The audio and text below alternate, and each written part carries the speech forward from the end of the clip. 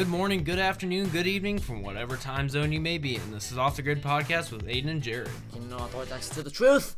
And in this episode, we're going to be talking about what, Aiden? Electronic music, right? Yes. So. And this is Aiden's baby. Yes, so this is something that I have wanted to talk about for a long time because I feel that it's more of a fun podcast, first of all, and also it's just... Yeah, it's on a lighter note. Yeah, and there's a lot of history that I just love about this. It's so rich, there's just so much to it, so... Yeah. I feel that... It's also a nice break from all the political stuff and, you know... history stuff, too, I mean, because we have been working a lot about like history and, World War II and stuff, so I feel like... and it seems like you guys are responding quite well to it. Yeah. So, you know, we'll continue to look into history stuff, but yes. This is a history episode, though. Kind of. It mixes a lot, so... Yeah, it's kind of a hybrid, right? Yeah, so... So, yeah, we're kind of doing a mix here, but... Ha! Yeah. Mixed. No pun intended with that. Yeah. Oh, I like that, Jared. I like that. That's awesome. I like that. So yeah, but before we get started, if you guys want to subscribe to our channel, if you haven't already, because I know that the majority of you haven't subscribed to our channel. Come on. Yet. I know you. Yes. I know the numbers. But speaking of numbers, guys, thank you. We're almost at 60 now. Yeah. Jared, you take this away because this is. It's crazy just how our channel has blown up over the past several weeks. I mean, it's just been nonstop, especially on episode 2 of all things, because, you know, like I've said in the last podcast that Nate and I were talking about, it's just we weren't expecting our podcast to do, especially episode 2, to blow up the way it did. Yeah. Because that was a podcast we did like 3 years ago or something like that. Yep. So 2018, jeez. Yeah, so it's been kind of, that's about 3 years ago. So it's kind of crazy that it chose to do that one. Like that one was chosen to at 8K now, though. Yeah, we're at 8K as of recording this. Oh my gosh. Yeah, it's unfathomable. Really. 8,000 people, dude. I know. That's enough, like, in a concert, dude. I know. What? Like, oh my goodness. Yeah, so thank you guys again for all the support on our channel, much. And thank you for subscribing to our channel. If you are a new subscriber, thank you. Hopefully you'll like the rest of our podcasts that we do, and definitely check out our older ones too. Yes, all of them. Yeah, check out all of them. No, if there's any other, just look through our channel. If there's anything else that you guys enjoy, hopefully there's something interesting. Keep in mind though, some of like the first couple episodes or so, like we were still trying to figure out. We have gotten some comments saying that like they didn't sound as good. Yeah, like they didn't like the episode or whatever. Yeah. You know, we're okay with you guys commenting about that. Hey, you know, if that's your opinion on it, that's fine. But just remember that was like our second episode. Ever. So yeah, our second episode ever. So you know, we're still trying to figure things out as we're going along. Yeah. You know, we're not professional. What episode number was this? Episode, I'll have to look at it again. 44, I think, if I'm not mistaken. No, we're up on 49. So it's 49. Yeah. Okay. Episode 49, guys. Yep. Yeah, so... But yeah, just keep in mind that we're not professional podcasters. We didn't go to school to be podcasters or radio announcers or anything like that. So we're just amateur podcasters that are trying to have fun and learn as we go, you know, adjust how we want to do things. But yeah. So anyways, also in addition to subscribing to our channel, good job. Good job with the membrane. Please go ahead and give a like if you enjoyed this episode. And don't forget to send it to your friends if you enjoyed it that much. If you so choose. If you so choose, maybe your friends will enjoy it. And tell them to subscribe too, because we'd like to see our channel grow even more. Yes. So. Oh, and something has changed since our last podcast. And what was that? We have a Reddit page now, right? Oh, yes. We do have a Reddit page. You know, that's helped too with specifics, like going into specific genres, like communities, I guess. So that really does help. Yes. But yeah, you could follow us on there if you have a Reddit. Just look us up. Same Off the Grid Podcast. So we should appear on there for you. Yep. But yeah, let's go ahead and get started. So Yes. Oh. so how do you want to start this out, Aiden? So, in case you guys don't know, music in general, there are genres, but then within those genres, there are different subgenres. So I Yeah, kinda so- wanna, like example what? like Can you give country, examples? country. Yeah. There's like Like pop country now, but bluegrass, or there's it's like bluegrass is kind of a country genre, but it's a subgenre. It's a subgenre. Yep. Yeah. And I think I read that in terms of this genre that we're gonna be talking about tonight, electronic stuff, over 120. So obviously we can't cover all of them because it would take literally 12 hours probably to discuss all of them. But we're gonna go into the major ones. Mm-hmm. So this article's from Complex.com, which I do like them. They're a good music source. I think the twins do. So this says an idiot's guide to EDM genres. Now right off the bat, I don't like that. You don't like the way it's phrased? Because it's not just EDM. It's people have a thing now where it's like EDM is used as an umbrella term for electronic music in general, and that's not the case. Is that for like people that are not familiar with EDM? Yep. Like just not familiar with the electronic music genre? Yep. EDM is just a very select few numbers of genres, and we'll get into what they are because I don't want to spoil it. So, I'm sure that this article might touch on it. So let's just read this. We'll figure out if it does touch upon that. Yeah. So okay. So this says, while the term EDM has been a buzz term for the last few years, and electronic dance music has been here for decades. And no matter how you slice it, we can't see the term EDM and lump every style and artist that puts out electronic music into one pot. Thank you. Actually, that's what I'm trying to say, guys. It does a disservice to the individuals making the music and the people who have been documenting the music. We're at a crossroads, though. We are documenting the EDM scene, but want people to know that the world of electronic dance music is more than just the DJs on the Ultra main stage. Ultra, guys, is a electronic music festival. In case you don't know, it's in Miami. Just so in case you don't know what that is, guys. You can't really blame the outside media for any confusion with the term EDM, though, if no one is giving them a simple guide to differentiate dubstep from house. How can you get so cross when they mess a term up? The onus is on us to provide them with some guidance. That's true. And while this guide isn't a complete beginning to end picture of each genre, we've provided snapshots of each of the more popular styles of EDM, like I've said, for those seeking guidance to explore, to make more informed choices for festivals, or just to avoid embarrassment in conversation. Jared. Just kidding. In this guide, you'll find some of the most well-known genres in EDM today, with a listing of notable subgenres, artists, and labels within each, as well as examples both old and new of each genre sound, which I think you have to play videos for that, which I don't think we can do, unless in post we'll find something out. But yeah, take your time and enjoy your journey through our comprehensive guide of EDM genres. Whew, this is gonna be fun. Guys. Oh, I'm excited. Oh man. Okay, so first one, guys, most popular one out there, I think right now. Not right now. It has been actually. Daft Punk's in this one. Mouse has done this one. It's house. First genre of electronic music is house. Subgenre, right? Yeah, it's a subgenre, but there were subgenres within that subgenre. So, notable subgenres of this genre, I guess. I know, it's like Inception. There's a bunch of, there's inner things. It's like a rabbit hole. Yes, a huge one, yes. Notable subgenres of this. Deep house. Progressive house. Love that one. Electro house. Tech house. Tribal house. I don't know what that is. I would have to check that out. Tribal house? I don't know what that is. I'm gonna have to check that out. Okay. You know what that kind of makes me think of is almost like a Native American kind of thing. Get out of my head, dude. Like it's like a powwow. So it's like a chant mixed with. Whoa, that might be cool. I don't know. I mean, that's what comes to my mind when I think about that term, but I could be completely wrong. Yeah. Well, I'll find out for you. Yeah. And for you guys. Notable artists of house music. David Guetta. I don't know if I like him. Mouse, love him. Avicii, love him. Swedish House Mafia. Frankie Knuckles. That's a funny name. Afrojack. Hardwell. Daft Punk. Daft Punk. Love you guys. Claude Von Stroke. Benny Benassi.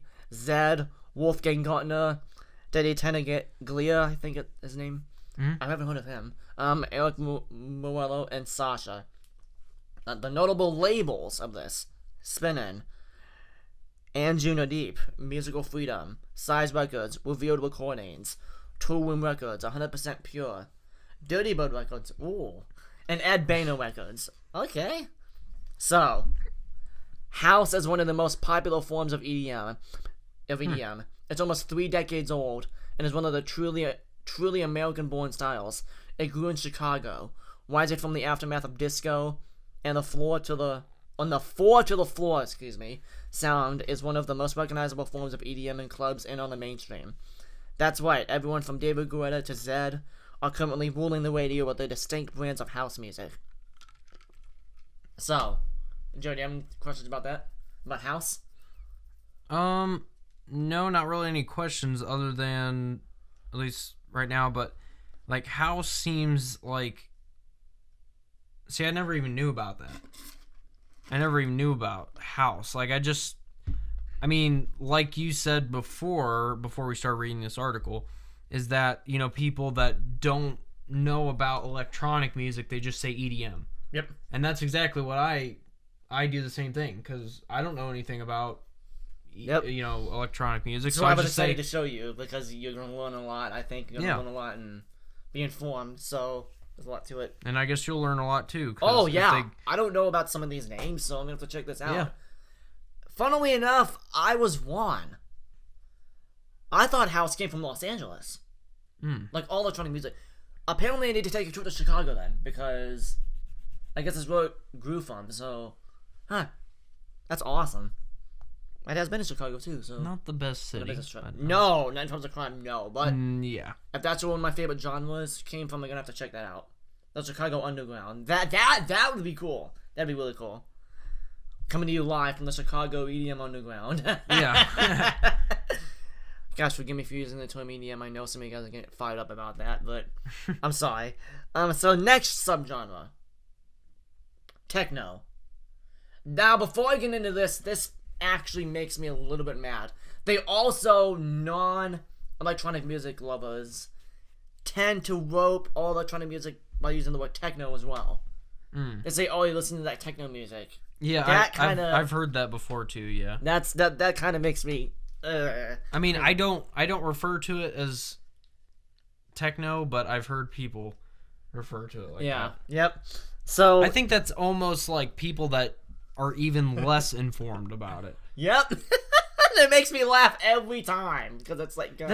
That sounds like what an old person would say, like, you're just listening to that techno music. That is exactly what I thought of when you were talking. So yeah, it's just like, because EDM sounds like someone like me, okay, who's 22 years old, but they still don't listen to it. Still don't listen to it, but I'm also not.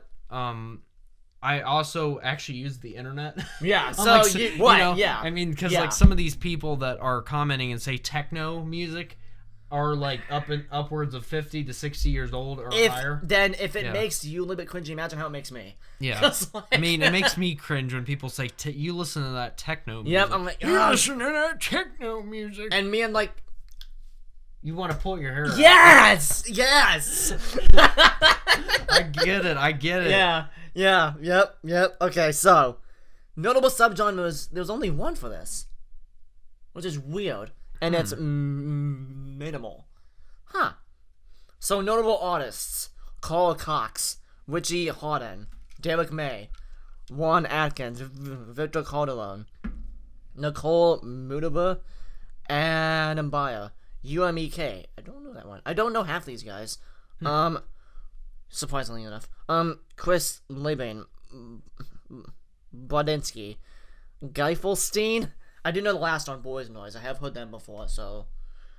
Notable labels: Music On, Intech Digital, Drum Code, Bromance Records, and Boys Noise Records. So they have their own record label. That's pretty cool. Thank you, Complex.com. Techno is not a way to describe all electronic music. Thank you. So they do come out and they say that this is not a bass cover for, you know, when you're referring to I'm sorry, I do bass cover. It's not it's not a term seriously, to though, just to describe all it. of it. Yes. So I even old people, you guys are one. Okay, I could be completely wrong about like how old people would use the term techno. No, you are not one at all. I have heard that. You've heard? I've actually heard it at work before. Because we're allowed to play music in the back. Yeah. So I'm like, sometimes if we're like really slow, sometimes, and if certain managers aren't there to bust out butts about it, but I mean, yeah, they like, oh, you listen to that techno? I'm like, yep. I just say yep because I want to be nice. When I'm in the back, I'm like, ugh, it makes me want to pull my hair out every time. You don't want to say, you don't effing know what you're talking about. Right, yeah. You don't want to start yelling at your managers or other coworkers. Yep, exactly. Yeah, I get it. Yep. So, techno is not a way to describe all of electronic music, but is one of the genres that's been around the longest, which is true. Another American-born style. Techno got its start in Detroit. Funnily enough. Well, not funnily enough. I could see that actually a lot. Techno got its start in Detroit, where DJs love the sounds of Kraftwerk. We'll talk about them later. Mm-hmm. Yellow Magic Orchestra, and Giorgio Moroder, which actually he collaborated with Daft Punk, funnily enough. Wow. But wanted to inject some soul into the deep digital sounds. Detroit's techno scene grew steadily with the likes of Hon Atkins and Derek May helping nurture the foundation. And once Europe got a hold of the sound, it exploded, spawning a number of different scenes worldwide with everyone from U2 to Madonna using the One Love style in their own work. Wow. Today, you can find artists like Richie Houghton and Nicole Mudaber still crafting proper techno productions. Yep. So, you're not real familiar with the majority of these artists listed here. Right. But does it make you want to check it out? Absolutely, it does. Just to see, like... I haven't... Guys, I know this is kind of a sin to you electronic music lovers out there. I haven't listened to techno as much as I should. I mean, I'm sorry, but that's not... I don't know enough about it, so I'll have to listen to some stuff and come back to you guys. Because I feel like that's something that you should probably check out. Yeah. With it being one of the oldest genres, yes.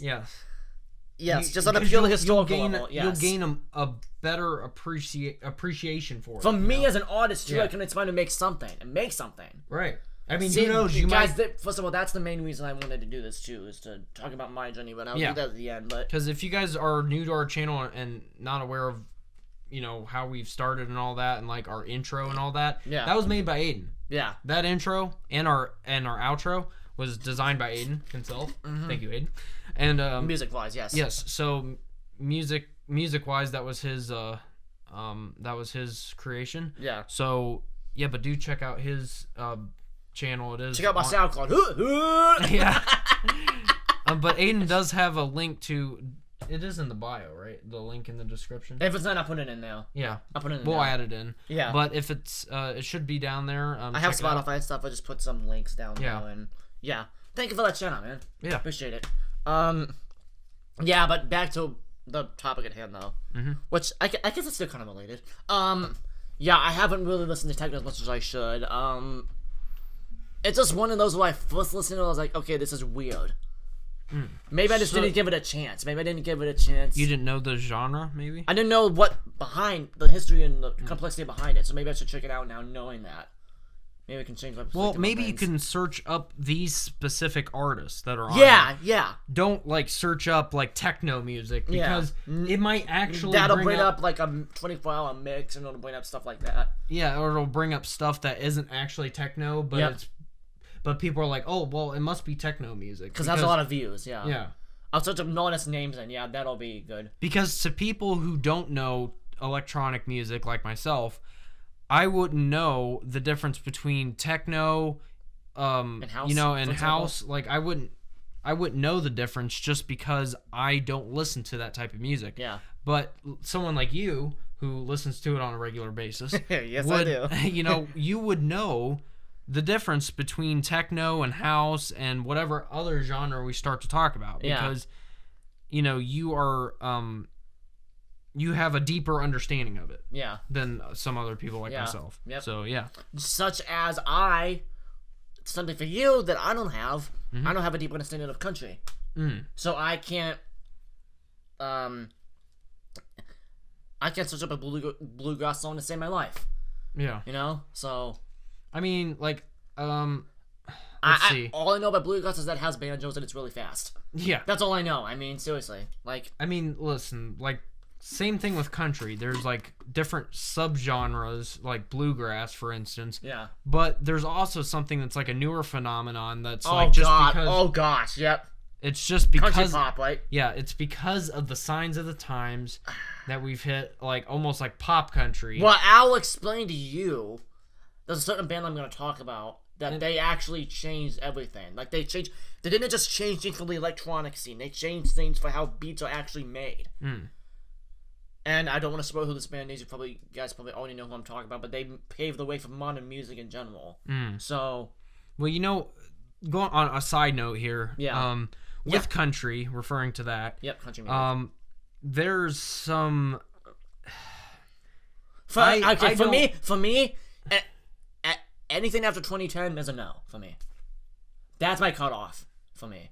See, I think that's a little too general, personally, because, like, for myself, I prefer... Yeah, a very select few songs from today I like. Yeah, there's some music that is pop country. You can tell the difference between a pure country song versus, like, a pop country. Now, I know myself some Alan Jackson, some Johnny Cash, Hank Williams, all that. Yeah, I mean, but what's pop country, though? I mean, like, pop country is... Yeah, some of his songs, but not, like, all of his songs. Luke like Combs? Just, like, some of these... Luke Combs is really good. Yeah, he is really good. I love him. Like, he's a modern artist that is just, you know, he is going against what, you know, these other artists are doing, where it's like Dan and Shay, which I don't like Dan and Shay personally, because it's so pop country. Yeah. I just can't stand it. Personally, that's just because if you listen to Dan and Shay, it sounds like you're listening to Justin Bieber. Yeah. And speaking of which, Justin Bieber actually sang with them. I'm like, how dare you even bring Justin Bieber into a country music They pissed song? me off, too, because Skrillex worked with him. So that pissed me off. I'm like... I'm not a fan of Justin Bieber. No! No, Dude, no. we can make an agreement on that then. Yes. Yes. Okay. Okay, get him out of here. Like, he ruined two genres. Why does he have to go into country music? He is not a country artist. Or EDM. Get the F out of here. Well, electronic music. I'm sorry, guys. Electronic music. Why do you have to taint it? Okay. Back to the topic at hand. Done with my rant now. Yeah. Going down a rabbit hole here, talking about Justin Bieber ruining music in general. Yes. Yeah. Let's wait. Oh, no. Wait. Sorry, we're done here. You can go. We're done with that one. Okay. Next one. Now the next one I love. This one I have a very deep understanding of. Trance. Now, funny enough. Well, actually, I'm not gonna say that. I will tell Jared later, but so trance. I love trance. I love trance.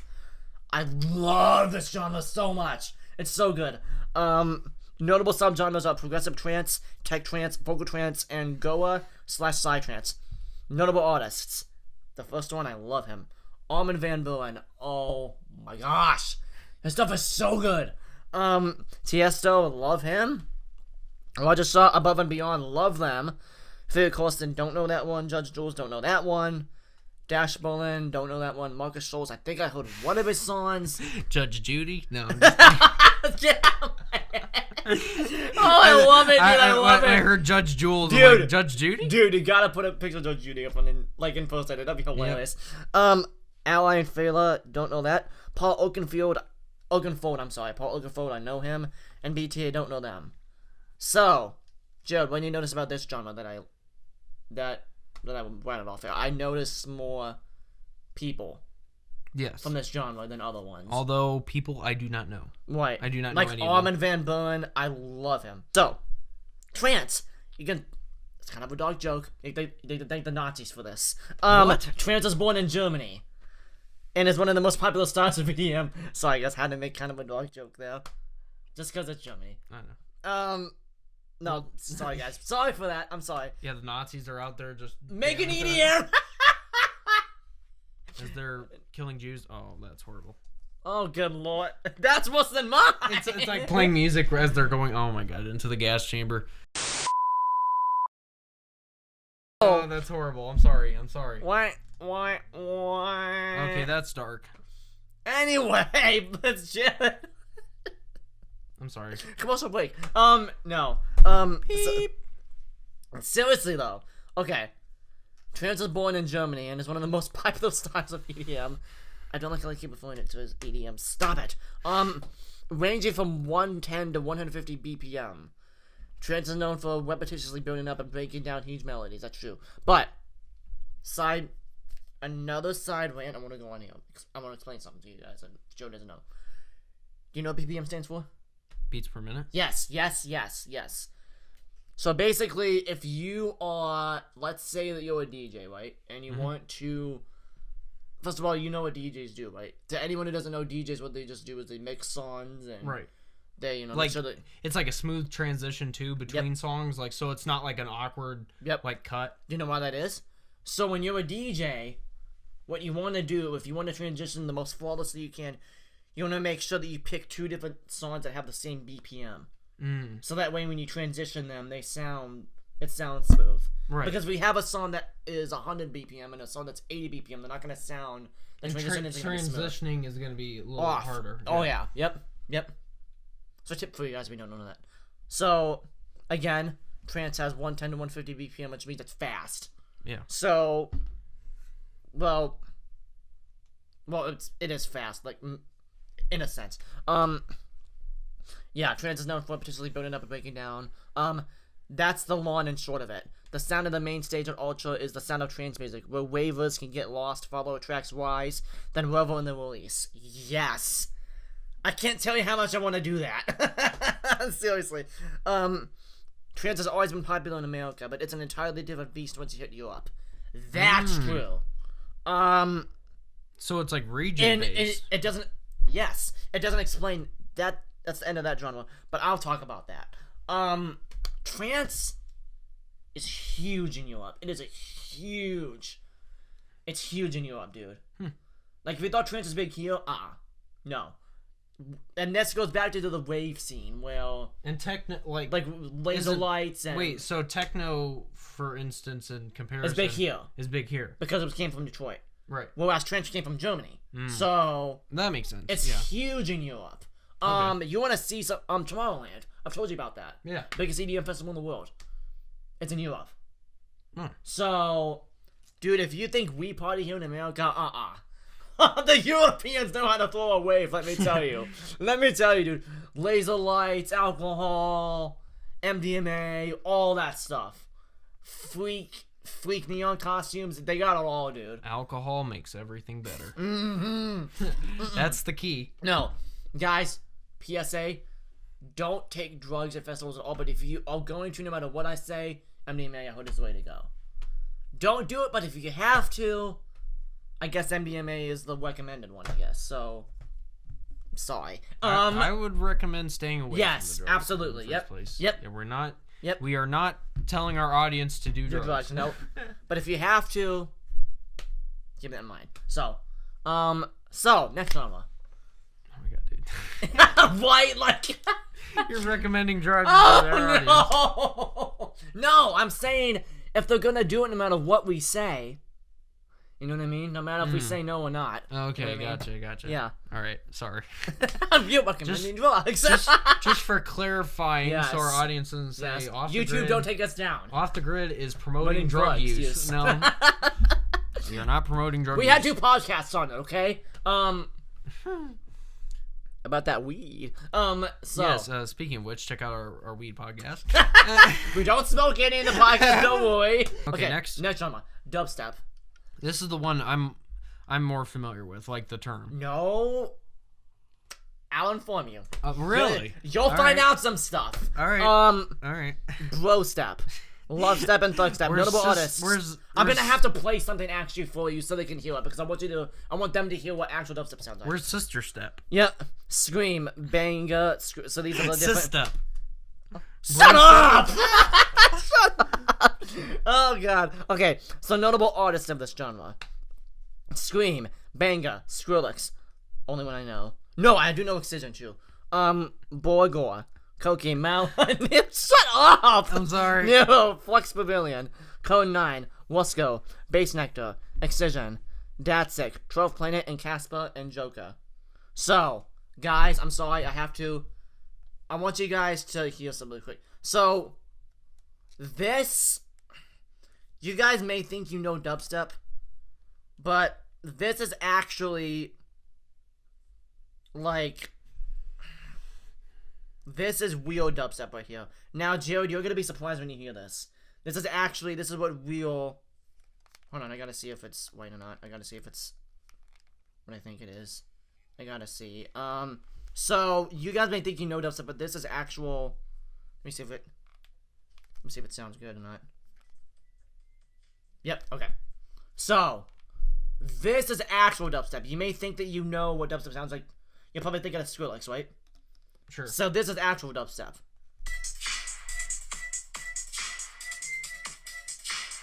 It's not high-pitched squeals. It's not...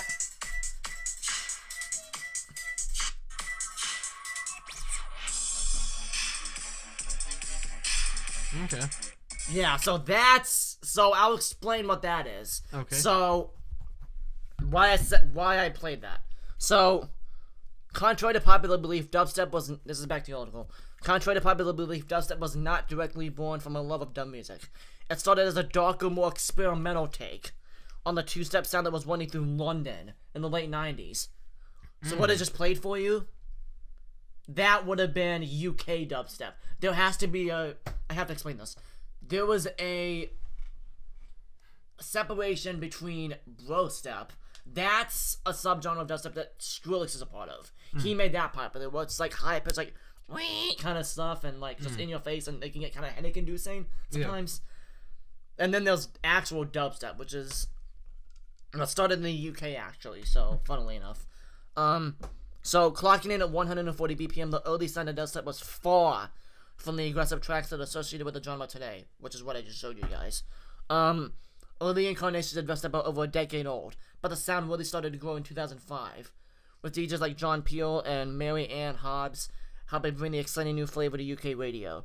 Today, the sound is far from a London thing, and spent many years as the genre to many of today's EDM fans. Yeah. So, Jared, sorry that I played that. I just wanted you to, and them to understand what the distinction was. Yeah. So, do you have any questions about this? No, not really. About dubstep? So, next genre. Haven't listened to really this either. Actually, I have, actually. Drum and bass. Now, you're probably thinking, what the heck is that?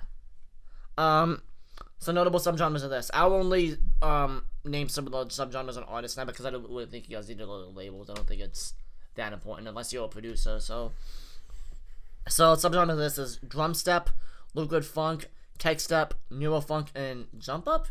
What? What's that genre? And some notable artists are Subfocus, Pendulum, which I know them, and Noasia, which I do know them. So yeah. So drum and bass might be one of the most intense, misunderstood sounds within the EDM scene.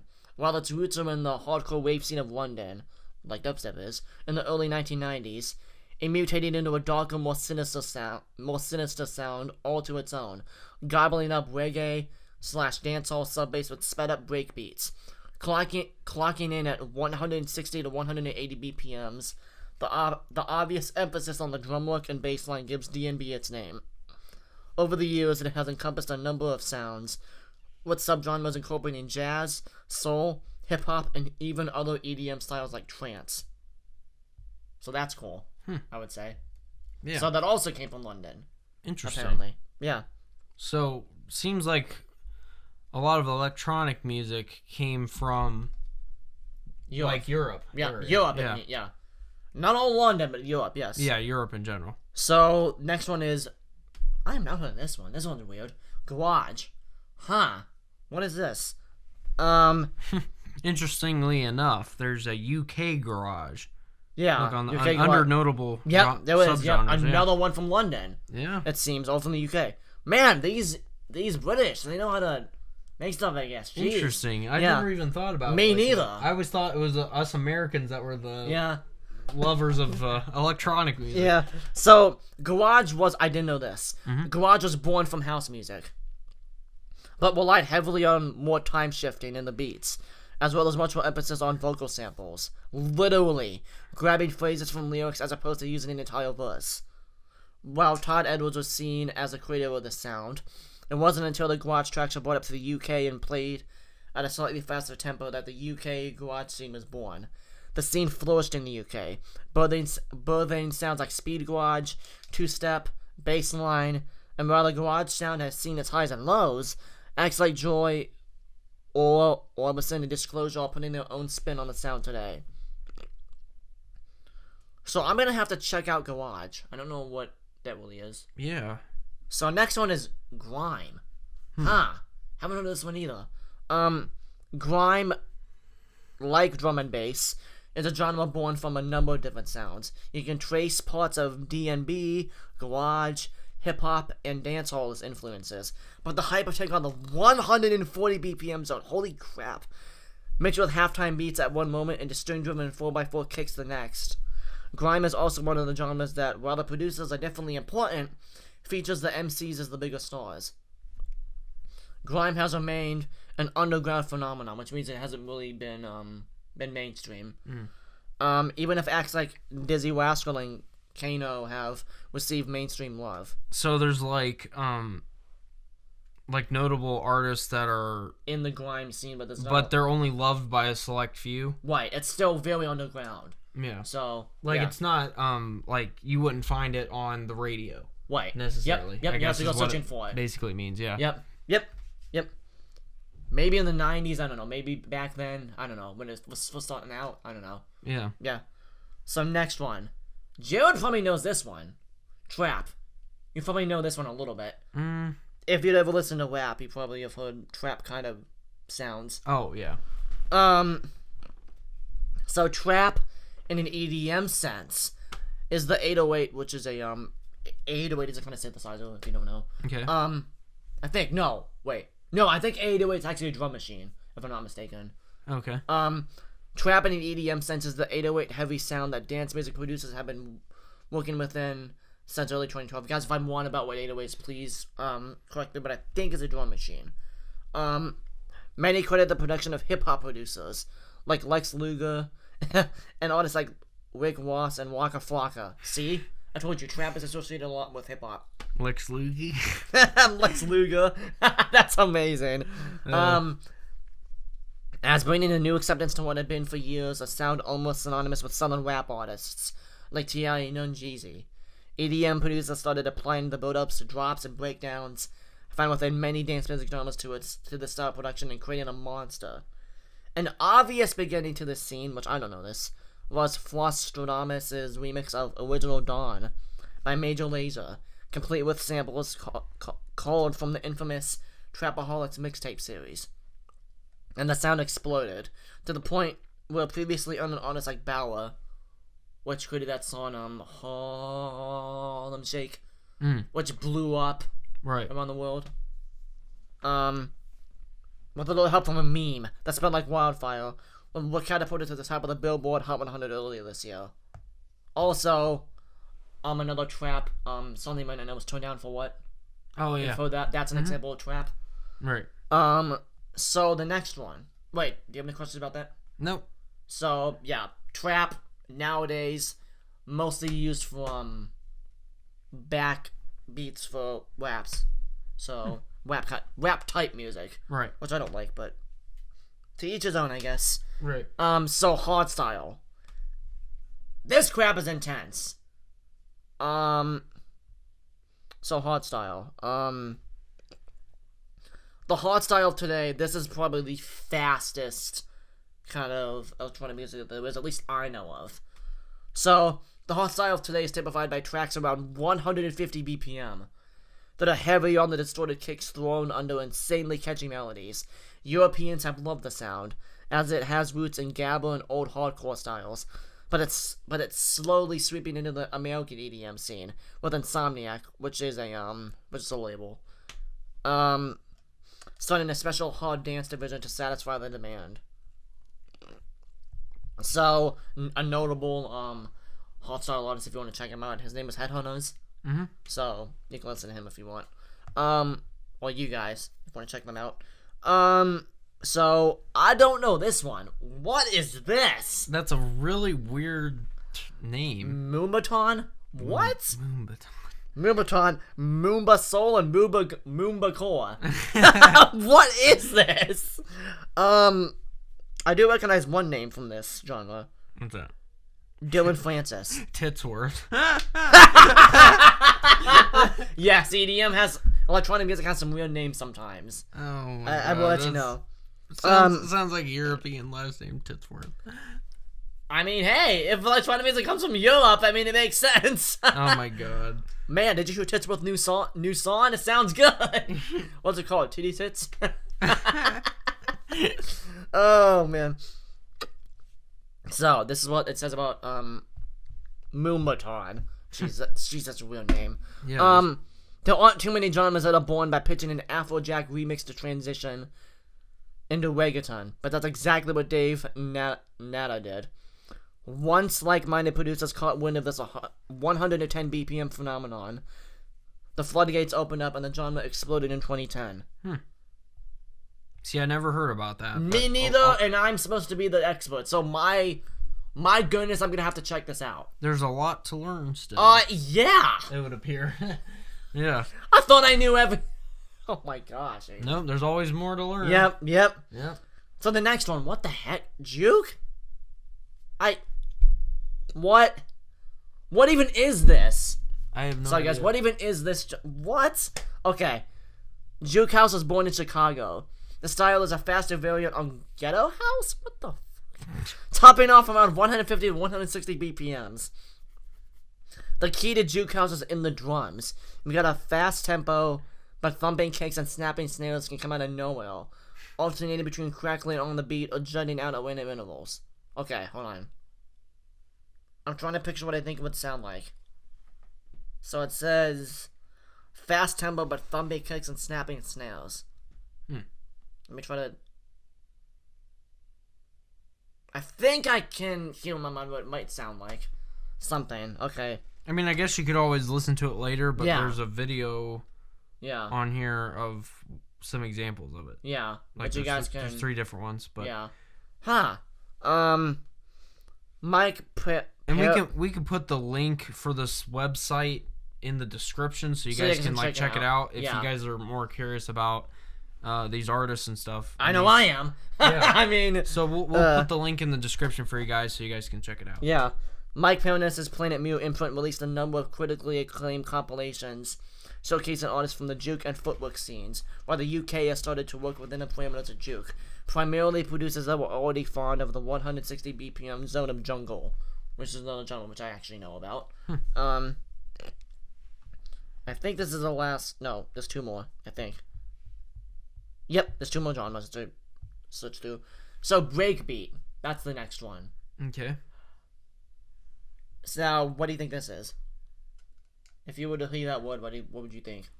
When you hear the term breakbeat, the genre, what do you think? You know, I don't know what to think about it, to be honest. Okay. So, you have to love how the idea of breakbeats, the isolated parts of classic funk, and soul records that b-boys would dance to, started being used in a number of genres, including jungle and hardcore, to the point where an entire genre circulated around these beats was spawned. Acts like the Chemical Brothers and Fatboy Slim turned their devotion to these beats and used them as the backbone of their sounds, finding the perfect sounds and creating their own tracks, gaining a huge following during the electronica wave of the mid to late 1990s. These days, DJs like Annie Nightingale have brought the breaks/breakbeat sound back, and while it's not as prevalent as it was, it has a huge fan base underground. So it's another kind of underground genre. So interesting. Yeah. I mean, it makes sense because like I didn't hear about it, and you didn't hear about it, right? Well, actually, breakbeat I do know about. Oh, you do know about that? And I know about this one too, actually. Okay. This next one, guys. Last one of the major ones. There's a crap ton of them. It would take us all night if we would actually search through every genre, but there's just so much. Down tempo. Waves were famous for having chill out areas where you could escape the hard-hitting beats of the various rooms and just relax. You needed music to accompany those spots, and while ambient was always good mood music, people still needed grooves. The slower paced tracks, still steeped in dance music, were perfect soundtracks for these spots. It became a slick genre all its own. It carried the same aesthetic that EDM did, but at a slower, calmer pace. So that might be something for you. If you want to start out with listening to electronic music. You might want to start with down tempo. I don't know. Yeah. Interesting, though. Yeah. So that's it for that article.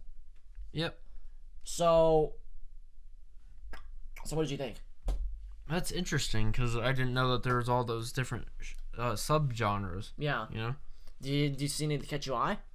Or any that you recognized? I mean, I recognize some of them. But, like, well, I need to have a reference here. Like dubstep, techno. I mean, I don't really, and that's pretty much it, though, in regards to that. But, yeah, like I said, I don't know a lot about electronic music, and I don't listen to it, so I would not know. Yeah. Aiden certainly enjoys it. That's which I'm kind of mad that I didn't know as many genres as I thought I did. Yeah. So it was there's always some, more to learn. Yeah. I gotta listen to some of these. Like, Juke I'm interested in, actually. Juke sounds really interesting. I want to check that out. Yeah. I gotta check that out, see what that's like. I might hate it, but... Right. So now, we're going to go into the history of electronic music as a whole. Okay. Now this is important. And they're gonna mention a certain band in here. I keep hyping this up because once you guys know who it is, you're gonna explode. So, here we go. Oh, okay. You guys are about to learn a bunch. Oh, man. Alright, so, this says, a brief history of electronic music. This article is for you, for who hasn't yet found an article that can provide a general introduction to read in a few minutes of this macro musical category that everyone is talking about. For who found dozens of specialized insights about the various artists or subgenres, which you just talked about, but nothing oriented to getting started from scratch. This is a quick history of electronic music ready for those who want to start discovering everything in it. Oh, I'm excited for this. It's gonna be good. So, a complete history would probably take a whole book, that's clear. And pay attention, we are not talking about an encyclopedia or a book for readers who got already hooked by electronic music and are able to follow the references. We mean a story suitable for those who know nothing about electronic music, something easy to follow, that gives you the big picture, and allows you, after the introduction, to start the deepening according to your instinct or taste, strengthened by the general perspective already obtained. There are not many stories like that around, probably because they are not easy to develop. What you will read below is the best starting point we can offer, constantly updated, and full of ideas to be explored later. In the end, you'll also find a schematic guide for names and subgenres for those who want the first hints for the follow-up, which I'll come up with the names for you guys. I don't want to get too much into that. But so, first of all, origins, right? Joe, we're probably thinking, what are the origins of electronic music? Yeah. Okay. So, first of all, there was an important question that needs to be answered. What is electronic music? Somebody means it as every kind of music made to the use of electronic instruments, but this is a definition that we consider inappropriate. Basically, because in this way, all contemporary music would be electronic. Today's music production on any genre regularly passes by a processing phase that includes the digital world. With electronic music, we prefer to identify those productions oriented to enhance the sound produced by electronic, analog, or digital instruments, such as synthesizers or software. This also helps to limit the range of action, excluding historical moments and/or genres that use electronic sound in an occasional and limited way. Our history of electronic music covers expressions recognized as such in the classical sense. For the same reason, we will avoid tracing the birth of electronic music too far back in time. We leave it at a later level of study, which investigates different experiments throughout the entire 20th century. For the neophyte, the simplest and most appropriate way to discover the origins of electronic music is by declaring its birth in the 1970s. In those years, especially in the second half of the decade, several European artists began to exploit the new sound possibilities made available by synthesizers. some use them as an additional component of their sound. This is the case in some big names of progressive rock abilities like Pink Floyd or Genesis. Others, giving life to a new way of understanding musical production that fully emphasizes new sounds. It was with the intention of producing music with more futuristic lines that electronic music was born. Ho ho! If you ask, now this is going to go into who really set this in motion. I'll talk more about them later.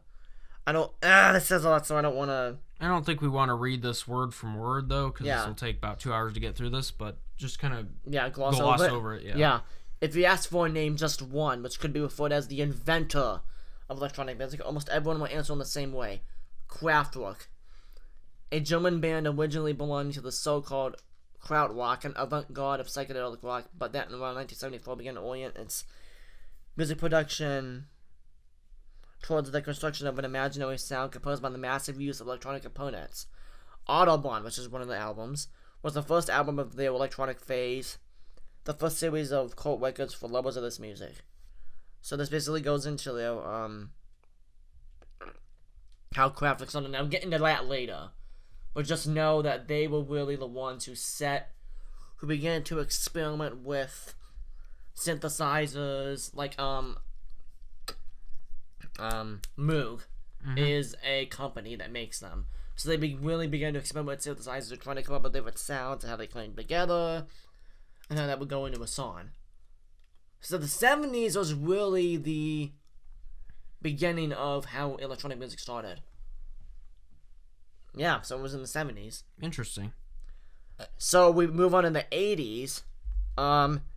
Electronic music experienced real success, actually transforming pop music.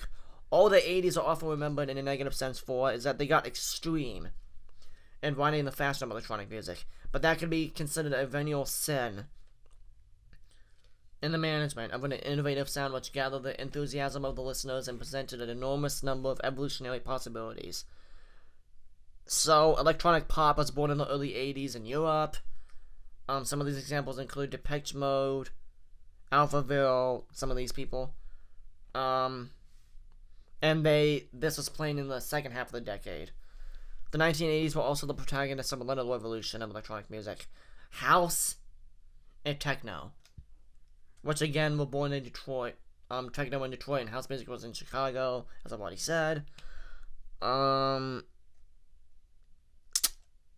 So, Future is an artist that is associated with the 80s again. Derek Mayo, another one. So, this is important. So, first techno track ever. Now, I've told you what techno is, right? Mm-hmm. So, first techno track ever. You can debate about it, but Clear by Cybertron still has many chances to win the contest. So, this song called Clear by Cybertron is a lot, and I've heard this. I've debated this with certain people. Is said to be the start of techno. Where the starts of it were.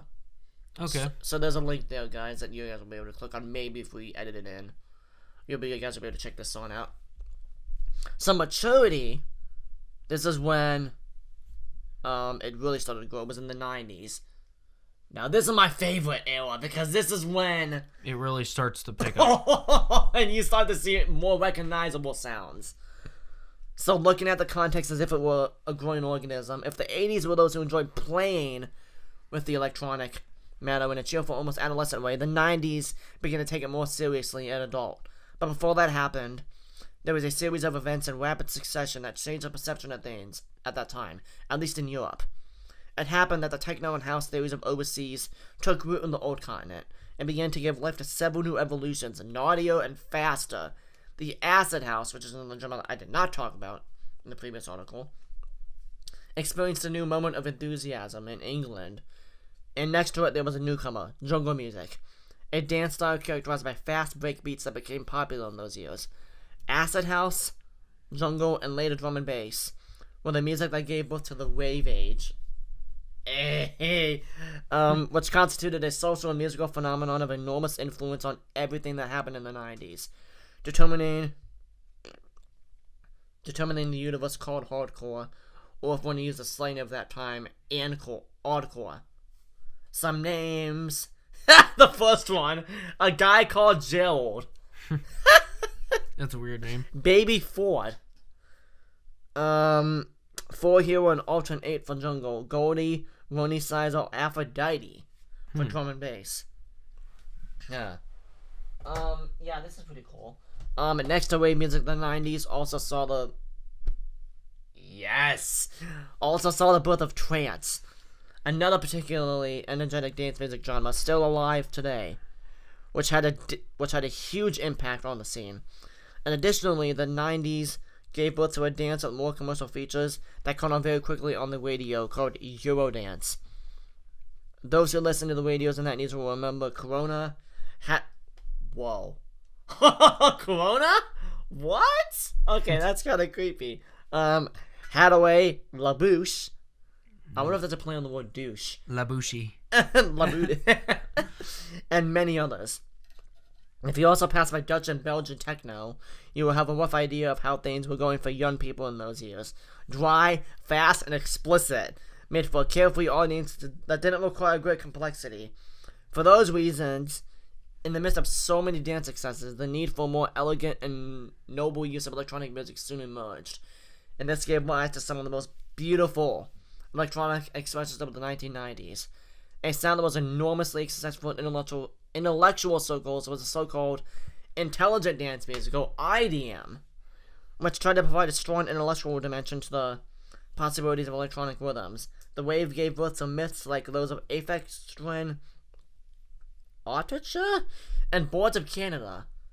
Some of the most fascinating expressions of the whole electronic music genre. Moreover, in the second half of the decade, there was another eye-catching genre that stood out among the children and the intuitions of electronic music. It was trip-hop, another invention of the United Kingdom. A sound that conquered the music TVs and a style that influenced dozens of artists up to the present day. It was the soundtrack of rainy afternoons, the sound of introspection, and the forefather of the 1,000 expressions of emotional electronic music that still live today. So, last major trend to be put in the 1990s was the so-called electro rock, pursued by the Chemical Brothers and Fatboy Slim and several others.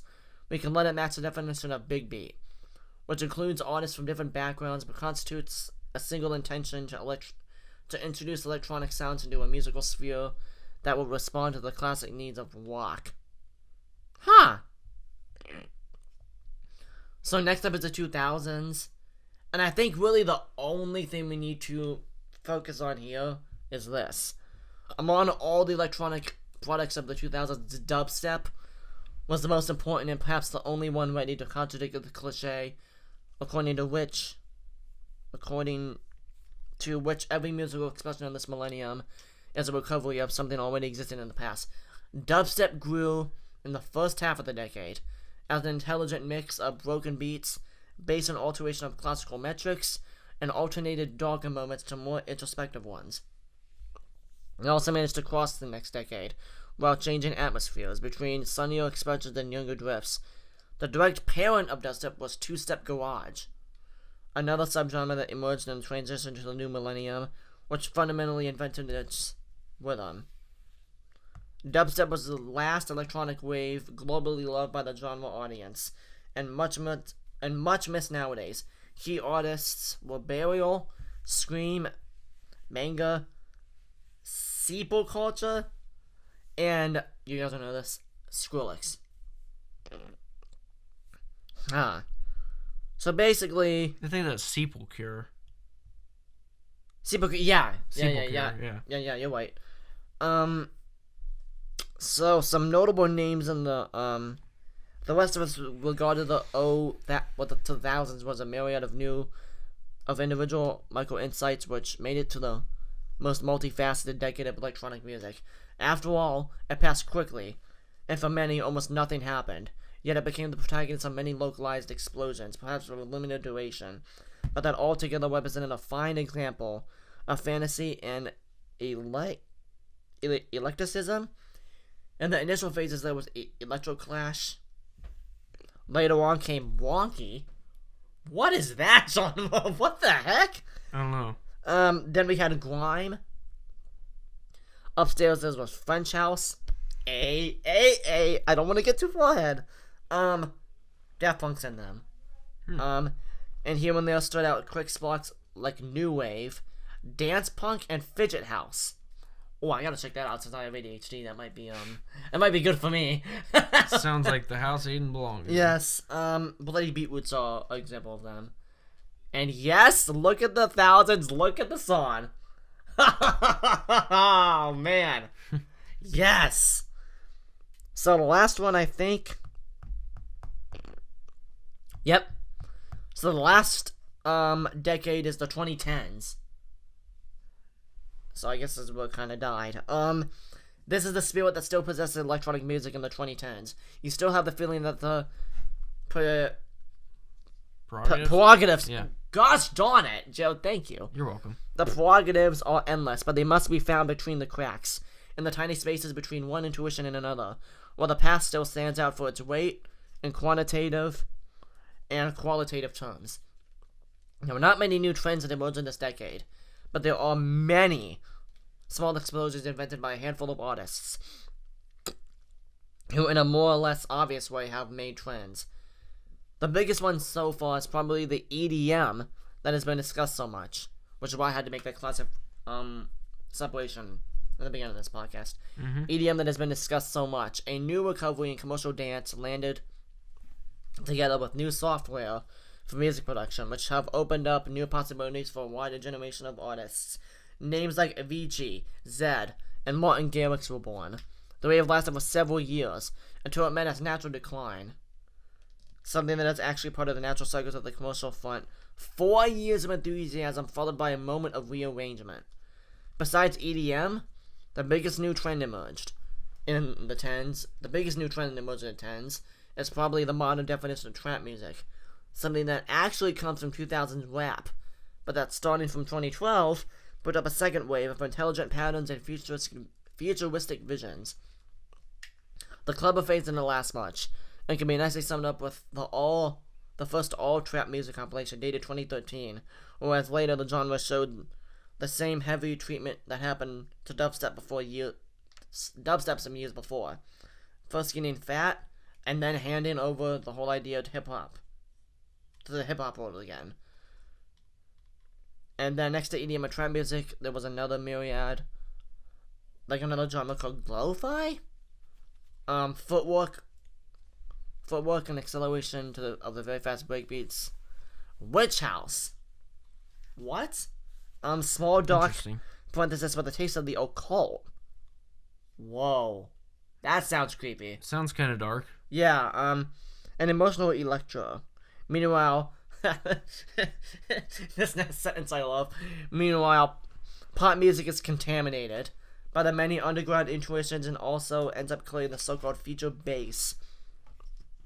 A strange mix of vocal parts and lively rhythms that mark the middle of the decade. And the postmodern circuit is already on the scene. With the so-called PC music. Is that like computer stuff? PC? Personal computer music? Oh, I don't know, but it kind of, to me, it would seem like all this music is PC music, right? I mean, you know what? Right? Am I wrong? You know No. what? I mean, all of that's it's disrespectful. all of it's coming from a computer. That's disrespectful, my guy. That's disrespectful. You're welcome. That's disrespectful. That's no. Oh, all electronic music is PC music. I prefer Mac music. My guy! I'm a Mac user, what can I say? Did you not just hear that it came from synthesizers, my guy? My god! I don't know, I just... Oh, that was a good one. That was a good one. You're welcome. Oh my god. Here we stop, at least for the moment. So far, electronic music has been a young rebel who has taken on her shoulders the burdens of giving experimental. I'm more of a Mac user. Charging new ideas on the course of music of the last 40 years. Isn't all electronic music? Shut up! Well, if you listen closely, you can tell that some of it's Mac music. Oh my god. This guy. You're welcome. Yeah, so I guess all country music is just a bunch of bluegrass and banjos and I like beer and I like trucks and Pretty much. you actually accept it. I just go off. Mm-hmm. Okay. Yep. That'll be all, folks. Yeah. So I think that's enough for the article. Yep. That's just a history.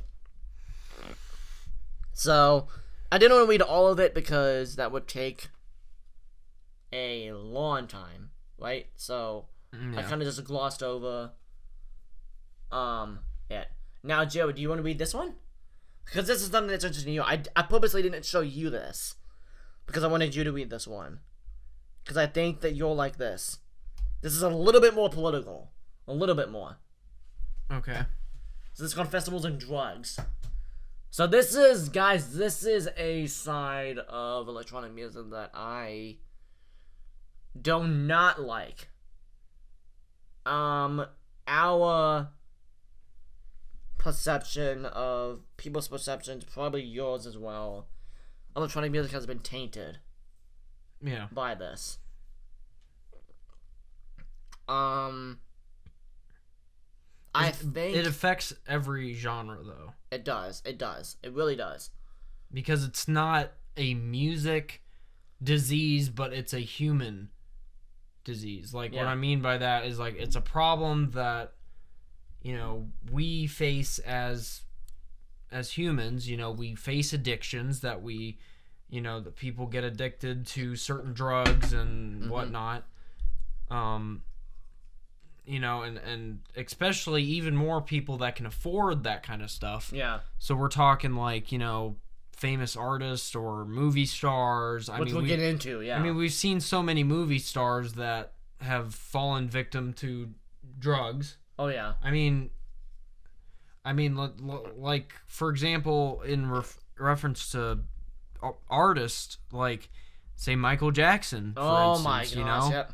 I mean... That one hurt. Yeah, or like Elvis. Yep. You know, Elvis is, you know, was taking different variation of drugs. I'm not sure exactly what he was taking. I'd have to look it up again, but... Yeah. Somebody lost. Rap especially. Yeah, rap... That's all you hear about. I mean, anytime you hear, like, rap news of any kind, it seems to me that it's, like, bad news, like drug overdose, or you get shot up by some other guy. Yep. You know, and it just seems like a lot of those rap artists were, you know, involved in some shady stuff. Yeah. You know, outside of their music creating stuff, outside of their job. Yeah. They're getting involved in some weird stuff. And that's not only in rap music, but it seems like you hear that a lot in rap. But, you know, you'll see stuff in other genres as well. Which we're talking about this because we're talking about electronic music tonight. Yeah. For some weird reason, electronic music seems to attract drugs. For some reason. Does it have to do with the concerts and stuff? I think so, the waves, yes. Yeah. The waves, the laser lights, the smoke machines, the effects, I think so. Because it's just a way to enjoy it more. Enhance it, yeah. Yes. Like drugs and alcohol. So I want you to read this one because you'll be interested in this one. So, I mean, you can read it however you want because, I mean, you don't have to go full on into it, but...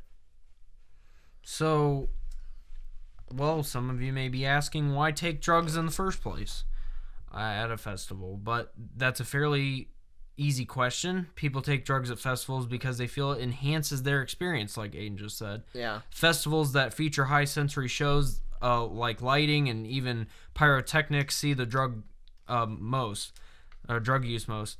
Electronic dance music festivals, EDM, such as the Ultra Festival and Tomorrow World, and more traditional festivals that feature EDM artists, Coachella or Lollapalooza, which is one in Chicago. That's a Chicago-based festival. Which I've heard about Coachella, but I haven't heard of the other one. I wanted to go so much. Those like fit into that category. However, drug use at more traditional festivals is also common.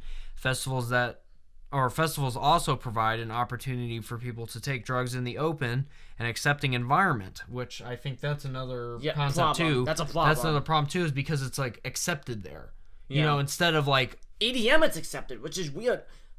Other genres, they're not. For some weird reason, EDM is. So think about, for example, think about something funny here for a second. Like, think about like you're going to a musical, and you're like taking these drugs at the musical. Wait, musical? Yeah, like you're going to.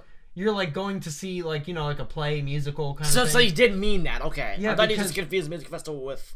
No, I'm not. So you. Yeah, no, so like I you're get going you now. to Yep, a musical and you. Like it's it's a different type of event. Yeah. But like either way. So it's like an opera or something. Yeah. Yeah, like imagine going to an opera on MDMA and you're just drugged up. And you're like, woo! You're out there in the middle. You're out in a concert hall and you're like, yeah, you're just all drugged up and all that. That's why EDM seriously though, that's why this kind of genre attracts. The music matches the energy of what you're taking. Yeah. So and that can kind of go into that the way that we perceived rock music at first. Heavy metal is the same way, dude. And I also love that genre, coincidentally. But think about like how they saw that back in the day. Not just in the day. Now it's worse than ever. Why do you think that World of Death stuff happened? What I'm saying is like how parents and older people perceived it. They're like, rock music is the devil, and now it's EDM. It makes you do all that stuff. Now it's more EDM because you kind of think about it, and it's like, well, EDM promotes the use of drugs and alcohol. I don't like that, Judd. I don't like that, what he just said. I don't think it does. I think it's just used more. Right. No, I'm not. Because I mean, not necessarily promotes it, but they're okay with it. I'll say that much. Because the majority of people that go there, they're gonna do it. Yeah, they're gonna do it because they're pressured by other people, and also it's okay. With EDM, it's not actually. Funnily enough, it's not. Really. They actually bring it themselves because of the genre. Actually, funnily enough. Yeah. Like I've been saying, they take drugs to enhance. In their mind, enhance the experience. Okay. Because it matches the energy of the songs. Yeah. So, yeah.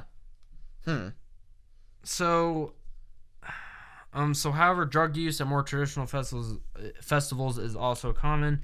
Festivals that also provide an opportunity for people to take drugs in the open, like we just said. They're more readily available. Yep. So yeah, people are bringing them. And so let's move on to what kind of drugs are being used. So there's MDMA, which Aiden mentioned. So Molly or ecstasy. Oh, Molly. So this drug is said to promote increased energy, which makes sense for this type of music gathering. Yeah. And a distortion of time and a feeling of closeness with other concert goers. Let me just say this. If it wasn't for what MDMA does, there would be a lot of sex going on. Yeah. Because of these kind of waves, there's a lot of sex going on. Yeah. I will say that. So this drug is an amphetamine, right? Yeah. So it's both a stimulant and a hallucinant. Hallucination. I don't know about that. I don't think it's a hallucinogen in the same way that LSD is. I don't know. I mean, I'm not like well versed on drugs, but it does increase your heart rate though a lot. Which is why there have been reports of deaths at waves from MDMA use. Really? Yeah. A major problem. Okay, right? so a major problem with the drug is that what researchers consider the safe dose overlaps with a toxic dose. Risks depend on the individual and the environment, so probably could be like weight or height. Yep. A study in 2016 found that 13% of the population between the ages of 18 to 24 has used MDMA, which makes sense for the audience that they're attracting. Yeah. At those concerts. Yeah. So the drug by itself is risky. At the it Hard is. Summer Music Festival in 2016, 3 people died of MDMA overdoses. So symptoms of overdose include anxiety and panic attacks, blood pressure elevation, which I don't know how you can tell that unless you have like a blood pressure machine with you. Sweat. I guess they had that. Seizures and loss of consciousness. Ugh. I guess that would be a real big indicator. Which is why it waves. Yeah. I don't know if you know this, but it waves. People take their clothes off. Not just because they get overheated. Freaky and yep. Yeah. Yep, absolutely. They take all these drugs, fast music is going, you want to keep dancing, so you have to take your clothes off. Because you sweat like crazy. Because you're already moving, and then you take this drug, and it makes you more sweaty. More hyper, more... Yeah. Which is why they say at raves, if you go and you're gonna do this anyway, which I do not recommend taking drugs, but if you're going to anyway, carry a crap ton of water with you. Yeah. Hydrate, hydrate, hydrate. You gotta hydrate. You're gonna dehydrate fast. Yes, you Especially have to with the hydrate. amount of movement that you're gonna be doing there. You know how long raves are? 12 hours usually, minimum. Wow. So yeah, you're gonna want to hydrate. You'll be lucky to leave the place, being able to hear stuff. So. Right. Yep. Yep. With how loud those concerts get. Yes. Jeez. Oh, where's my car? Or where's my hearing? Yeah.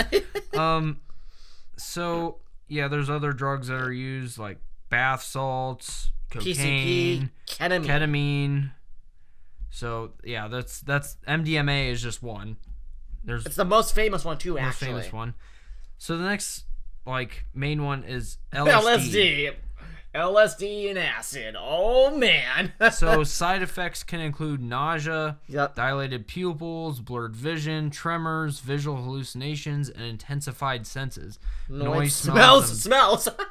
So you were saying if someone farted in you on LSD, you could really smell it. You can tell exactly who farted and when.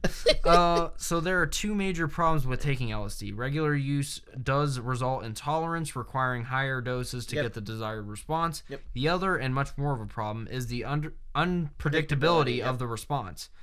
I'm assuming that's different for everyone. Absolutely. So and you'll see why. So the drug itself is unlikely to cause serious issues, but problems arise when a bad trip, like Aiden has mentioned in a previous podcast. Yep.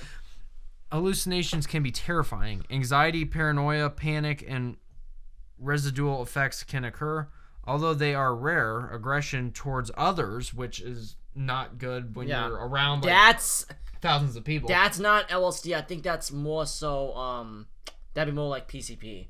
Oh, okay. Yeah. And then but that does happen with LSD. Don't get me wrong. That does happen. Yeah, self-mutilation. Oh, God. That sounds horrible. Can you imagine at a wave someone cutting their arm off? Ugh. That's never happened. I don't know. I haven't heard anything. As far as I know, that has not happened. Yeah. Accidents and suicide. So. Because think about it. If you're on a bad trip, your mind is not. It is not in the right place. Right. I mean, think about it. LSD is a potentially PTSD-inducing drug. So it's dangerous on its own, but then if you're at a rave with all this noise and lights and dancing so it kind of depends on your past experience. Like if you've had a lot of trauma in your life and stuff like that. It makes you face it. It puts it in your face and makes you deal with it. But if you're a person that hasn't experienced that stuff, then most likely it's not going to be a blissful experience. Yeah. Man. It'll be really good, I guess, according to what people say. I mean, if you were to take this kind of drug, which we don't recommend it, and I also don't recommend taking it on a wave. Right. I just don't. But if you were going to anyways, you would want to make sure that you were not someone that had depression, or high anxiety and stuff like that. Probably would not. I'm also gonna say this: don't take it at a wave, because it also doesn't depend just on you. It depends on your setting, where you are, and who. So if you're calm in your with. house, so if you're in your house, calm, outside in the backyard with nice trees and but also birds, you're gonna have a good experience. But if you're at a wave with a lot of fast, like I've been saying, lights, a lot of fast moving lasers, dancing all over the place, people bumping into you. Yep. Well, I think we talked about this before when taking like LSD or something. I'm pretty sure we talked about it, if I remember correctly, unless it's a false memory. We talked about talking marijuana, but it has a lot in common with LSD. But you don't want to take this type of drug when you're outside in like an open environment. Yep. No. And I feel like, I mean, even though you have to go through like some sort of security to get into any concert of whatsoever. I know what you're gonna say. And I think with EDM festivals, they do it on purpose. The security is lessened. I feel. Because of the type of music that it is. But they just know that it's so integral to... I mean, guys, I'm sorry to say. But as much as we hate drugs, it has become a staple in EDM. And for some people, I'm sorry to say this, but it does make the experience better. We shouldn't have to rely on MDMA, but it does enhance the sound. But what does that say about the music then? Is that saying that the music is not that good to where it could be enjoyed just as... Nope, but it's changed how it's listened to. Take me, for example, I love it. I love EDM. I don't have to take drugs to enjoy it. So, for example, like if you're going to a restaurant, and this restaurant has a band that's playing, and this band is not particularly a good band. Yep. But they're playing all these, well-known songs, but they're not real good. Yep. If you start drinking alcohol and stuff, that band is going to sound that band is going to sound much better after you drink 5 beers or something. You'll be enjoying that band. Yeah. So that's what I'm saying. Even if it's bad music. Yep. I'm not saying that EDM is bad music, but what I'm saying is if you're listening to bad music and I don't listen to EDM all the time. Or drunk, it's going to sound better. Yeah. Yep. I mean, which is why it waves when you're playing good music, and then you add the drugs or alcohol with it. Oh my god. Or drugs and alcohol. Yeah. With it, which I do not recommend at all. Probably because one, MDMA increases heart rate. And alcohol lowers it. Yeah, no, your heart will be like, what the hell's going on? Yeah, that's messed up. Yeah. So next main drug is ketamine, and oh god, so I don't like ketamine. I can hate the name even. So read this, buddy. So this drug is an anesthetic agent related to PCP, but not as powerful. It has I always have a hard time saying hallucinogenic properties. Yeah. It serves as the basis for some designer drugs and is frequently added to mixtures of other drugs, which would I imagine is really bad, to increase their response. Because if you're just mixing stuff, I hear it all the time. This is why I'm not a druggie by any means, but this is why I would be kind of okay with legalizing stuff. We've talked about it before. You can make sure that it's pure. If you're going to take it either way. Well, see, I hear so many instances of people overdosing, and when they find out, say they survive it or something, or there's an autopsy done on the body. Yeah. They find that the drug was tampered with, and there was something added in. Yep. Which also will change the chemical makeup of the drug, which will affect you differently than if it was pure. Yep. Right? Yep. So are you agreeing with me then, or are you disagreeing? By saying that legalizing some of these would make it more pure, and there's some drugs that just does not deserve to be on the streets. Meth, nope. Cocaine, nope. Crack, nope. Yep, I agree. Yeah, there's just some drugs that keep the hell away from me. Get away, it destroys lives. Scientifically proven to do so. Mm-hmm. It destroys everything, and people know that. So there's ketamine's one of them.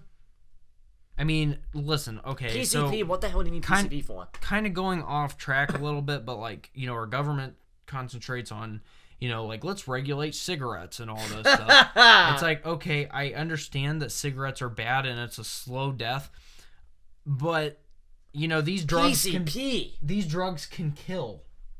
After the first dose. And kill others. Yeah. You know what PCP does? It makes you into a freaking monster. Yeah. Isn't that one video that we watched of that one guy that ate someone's face off? Yeah. Yep. That was from PCP, right? Yep. Yeah. So yeah, that's not a recommended drug to use. No.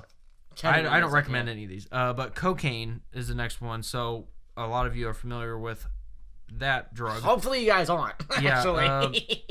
No, not saying isn't familiar as you actually use it, but familiar with the term. It's a stimulant that is usually snorted. Cocaine causes hyper alertness and can keep people partying for longer periods of time. So, pause real quick. In terms of what we're talking about tonight, why would someone want to take cocaine in a wave? Because it's a 12-hour thing, and you're going to get worn out.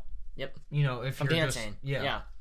But the cocaine will certainly keep you going. It won't though, because do you know how long cocaine lasts? How long? 5 minutes. Oh, so you got to keep snorting that crap. Yeah. Yep. So the increased energy and ability to focus are looked on as positive by people who use it, but a cocaine overdose can cause seizures, heart rhythm disturbances, heart attacks, and strokes. Oh gosh. Early signs of Sounds overdoses are chest pain, rapid pulse, anxiety, paranoia, and hallucinations. One of the major concerns about cocaine is the tolerance to the drug. Doses that cause a desired effect in someone who regularly uses the drug could easily cause a fatal reaction in someone who has never used it. Immediate medical care is essential if there is a concern about an overdose. And the next one is bath salts. So that's another one that is like PCP. So bath salts are known as synthetic cathinones. Yep. And they are research chemicals that have no legitimate medical use and have been concocted to copy the effects of controlled substances. They are unregulated. They meaning bath salts are unregulated. Mm-hmm. So they are often marketed as cheap substitutes for Molly or cocaine. MDMA.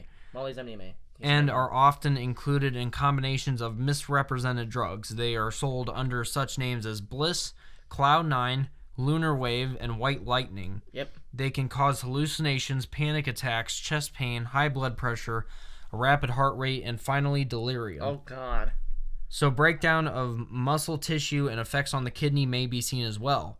So that could probably be a long-term effect, like if you kidney stones. Yeah. Overdoses of bath salts can be fatal. Supportive hospital care is necessary. So, real quick pause. Mm-hmm. Bath salts at waves are a bad idea. Why? Because we gotta relate this back to what we're talking about, Willie. Well, I think with all the, like you said, Aiden, bath salts and PCP, with all the lights and stuff going on, like, I really honestly think this is a bad idea. Like, the majority of these drugs, like, just go against what you're trying to get out of the concert. I could see MDMA. Because that's the most tame so far to me, at least. I think that's the most tame. I mean, if you're choosing from this list, yeah. Yeah, it's the most tame. Well, other than maybe marijuana. Yeah. That's later down on the list, but yeah, why would you take bath salts at a rave? But like that's a stupid. Listen, okay, with all those lights and the different variations of sounds that are being caused, if there's hallucinations happening in the person, God, yeah, like they're gonna hear these sounds and think, like, say they're under attack or something. Like, say if they Satan's screeching at them, basically, or start freaking out. Maybe they start stabbing people or something. Yep. I mean, like, you don't know what these people will do. You don't know how they'll react. Bath salts have caused someone to, like I showed you that video, they ate someone's face off, dude. Yeah, I mean, it was the most gory, disgusting thing I've ever seen. Yeah, it's not even. Drugs, guys, stay away from these. They are not opioids. Well, okay, yeah, all right. So opioids are not usually recreational drugs. They are used at festivals, in part because the response to the injected drug is so sedating that it rarely can enhance the experience. So basically, which is what people are looking for. So basically, they're not used. Yeah, because it goes against what you're trying to get, right? Yep. So, however, so many people are addicted to them that their interaction with other drugs can be a real concern. Opioids depress respirations when taken in combinations with alcohol and other sedatives like benzodiazepines. Yep, this problem may become a real threat. So Aiden talked about this next one, mushrooms. Yes. Oh, sweet, sweet mushrooms. And Aiden is, for some reason, a fan of this. Yes, and LSD as well. Because, only reason, yes, it'd be cool to try, but it is scientifically less dangerous than alcohol. The only thing you have to worry about is where you're at. Which is, again, why I do not recommend taking mushrooms. I don't recommend taking half of these drugs at waves at all. None of these. Because of where you're at. I mean, I've been saying this. If you take a hallucinogen, so I'll read this one since I'm a so-said, like Joe said, I'm a so-said fan. I'll take this one. All right, go ahead. So, like most hallucinogens, magic mushrooms are unlikely to cause physical problems. This is not Mario mushroom. Which is why I'm for it. They cause disorientation, euphoria, and frightening hallucinations. People with a family or a personal history of schizophrenia have an increased risk of temporary psychosis when taking mushrooms. So again, Jared, you're still against it? I mean, if they have no physical problems, if they don't increase heart rate, if they don't cause a stroke. If they don't, then why are they outlawed? I don't understand. So, tell me if this is okay, Jode, okay? Mushrooms are outlawed, but yet over-the-counter medicine kills hundreds of thousands of people a year, and opioids can be prescribed, and they're okay? But mushrooms aren't? I mean, how is that okay? Where do you see the fairness in that? I don't know. I mean, I don't know if I agree with the statement you said about how mushrooms are proven to be less lethal than alcohol. I don't know if I agree with that. The reason why I don't believe that fact that you're saying is because alcohol does not necessarily, like the use of alcohol does not mean that you have to drink tons of it every night. Yeah. You know, like when I say, like, if I consume alcohol, which I do on occasion, but, you know, when I consume alcohol, I don't go crazy with it. Yeah. You know what I mean? Neither, I just have a drink every once in a while, Yep, like me to too. relax, Yep. like just sit back, play video games, Have a nice and like cold one. nice cold one. Yeah, there's nothing wrong with that in my opinion. But it's like mushrooms. It does sound scary to you. I mean, I can see why it sounds scary. And I mean, I don't know, because I don't know. Is there like? I guess the question would be, because I don't know much about mushrooms, and I guess like it would be interesting to ask like an actual user who has used it. Yeah. Whether like what dose they actually, like what amount they've consumed. Yeah. Like, do they consume? Should you consume? Is there a point to where you should stop? Right. Basically. And like, too much, yeah. is it comparative to alcohol? Because the thing is, mushrooms is not like you drink it, right? No, you have to ingest it. You ingest Right. it. And And it comes in a bag, and you don't really know, which is why you have to weigh it to see how much it is. You know what I mean? Right. Weigh it out. Because I mean, mushrooms and alcohol are two different types of. Completely different. Yeah, I mean, so to compare the two, they're not the same. So you can't compare them. No, they are uncomparable. Right. So that's why I'm kind of wondering, like, is there a such thing as like, oh, I'll just have, you know, this amount of mushrooms, or I'm just going to consume a lot and go crazy. You have to really be careful with mushrooms and LSD because they're in the same category if you don't know. They're those psychedelics. Because say if you had like a low dose of mushrooms, which I don't know what the proper term for that is, but like say you had a small amount. The term is a dose. It's a dose. Okay, a dose. So if you had a small dose of mushrooms, would that cause like crazy hallucinations? Not from the research I've done. Okay. From the research I've done. So is it kind of like step by step, like alcohol? Like you can have a little bit of alcohol and you can still be able to do normal stuff. Okay. With a low dose of mushrooms, you're gonna actually have a very cool experience, from what I've heard. From what I've heard. But like not too crazy. Right. Okay. Whereas if you go to they call it the heroic dose. If you take a heroic dose of mushrooms, you're gonna go nuts. So. But yeah, so that's you're gonna have like, reality breaking. I guess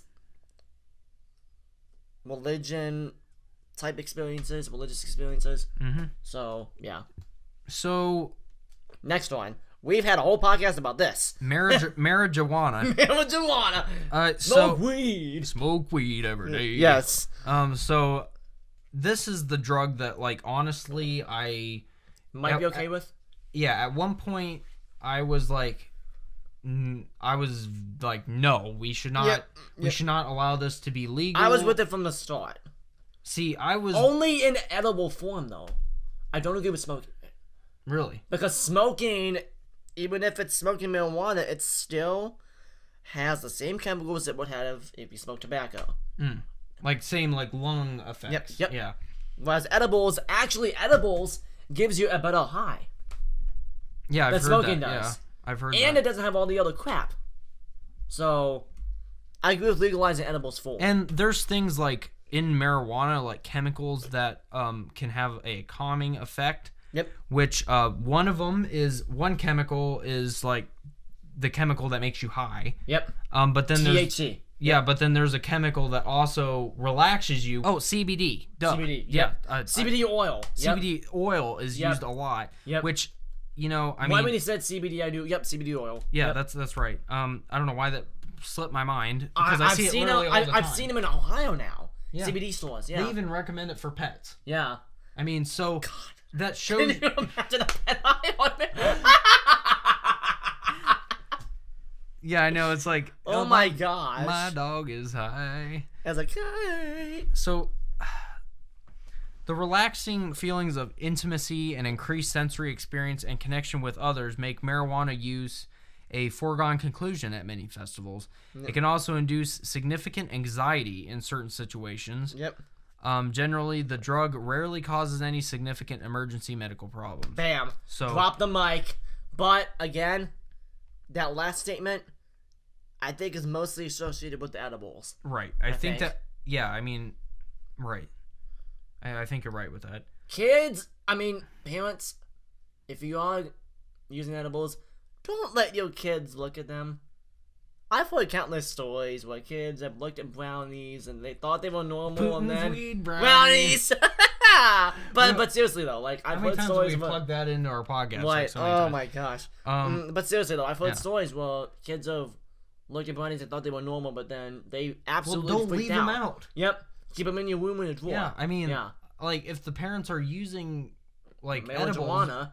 yeah, like edibles, like you can't leave that around for your kids. I mean, that's the same, like going into like leaving your gun out on the counter. Yeah. Like lock that crap up.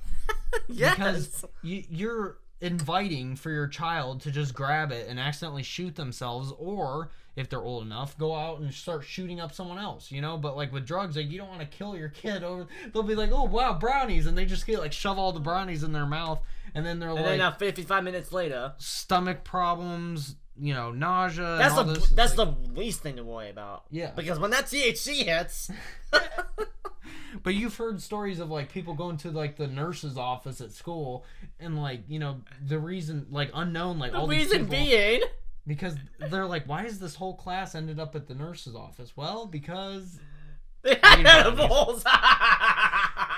thought it was regular brownies. Oh God. So Last like one. we just talked about, alcohol, by far it's the commonest drug used at festival. I don't like that. It's a most common. Most common drug. That's a really weird word. Typo. Is that That's even a weird word? typo. Is that even a word? Communist is not a word. By far, it's the communist drug. All hail Hitler. I'm not gonna do it. Oh God. All hail Putin. It is weed brownies. Yeah. The No. one that results in the most arrests, right? Yeah. So it's also different in that it's legal for adults to consume. Woo! Oh yeah, like us. In one study, 40% of people. Like in our gaming video. Yep.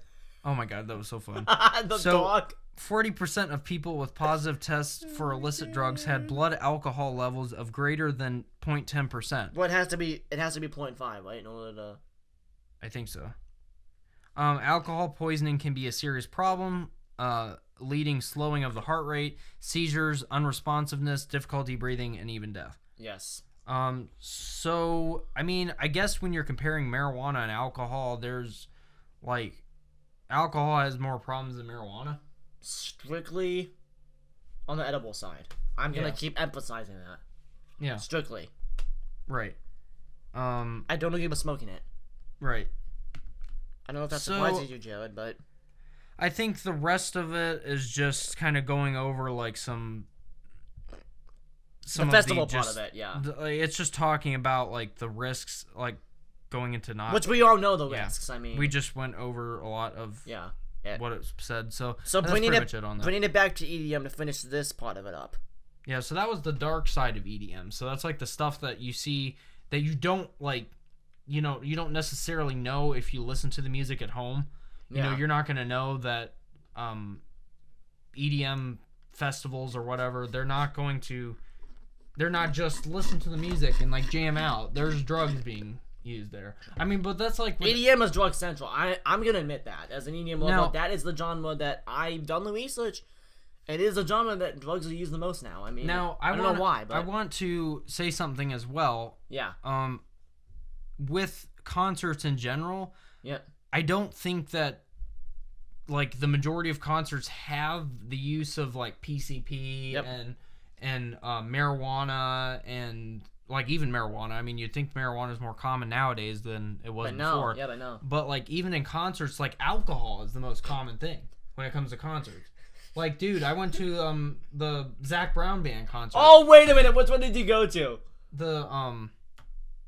I went not last summer, but the summer before. So I got a story for you, and I think he's okay with me telling this. My dad went to a Zac Brown band concert, and oh no, there was a guy that was drinking behind him. Okay. And he filmed a video of like, camera would be like this, would be like here. Mm-hmm. Trying to focus on his face, but he's wanting to get the guy behind him, and the guy's just going woo, and Dad's face is like getting really annoyed. No, just smile and go. It's just kind of awkward. It was the funniest thing I've ever seen.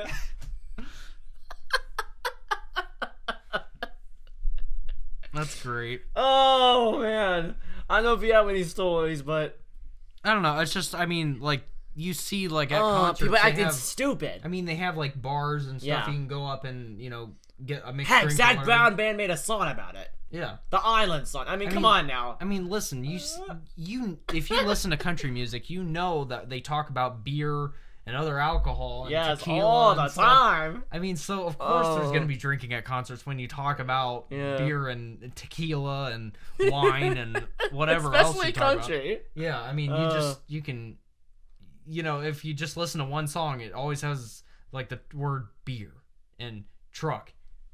Like I said earlier on this podcast, I mean. Yeah. I mean, I'll admit it. Yeah, they talk a lot about beer and trucks.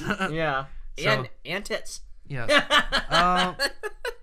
So anyways, but with going back to EDM though, yeah, there is a scary side to it, and it's I don't know why my genre is associated with it so much, but not alcohol, but like dangerous drugs. And do you think it has like a like an effect outside of the concert, like the? Because I mean, if people are using there are people that don't even there's people that it stretches so far that there are people that don't listen to EDM even because it's associated so much with drugs and people don't want to be associated with it. Yeah, just like the fact how I don't want to be associated with Facebook or Twitter with how they're censoring conservatives. Yep. Yeah. I can see that. Yeah. Yeah. And it breaks my heart. I mean, it is such a good genre, but if you would just get past the notions and the perceptions. Yeah. Yeah, I definitely. There's definitely concerns. I mean, drug use is certainly not recommended. At least I wouldn't recommend it. Especially at raves, I mean. Yeah. Alright, so let's get into the influential artists that helped to shape this electronic music. Yeah.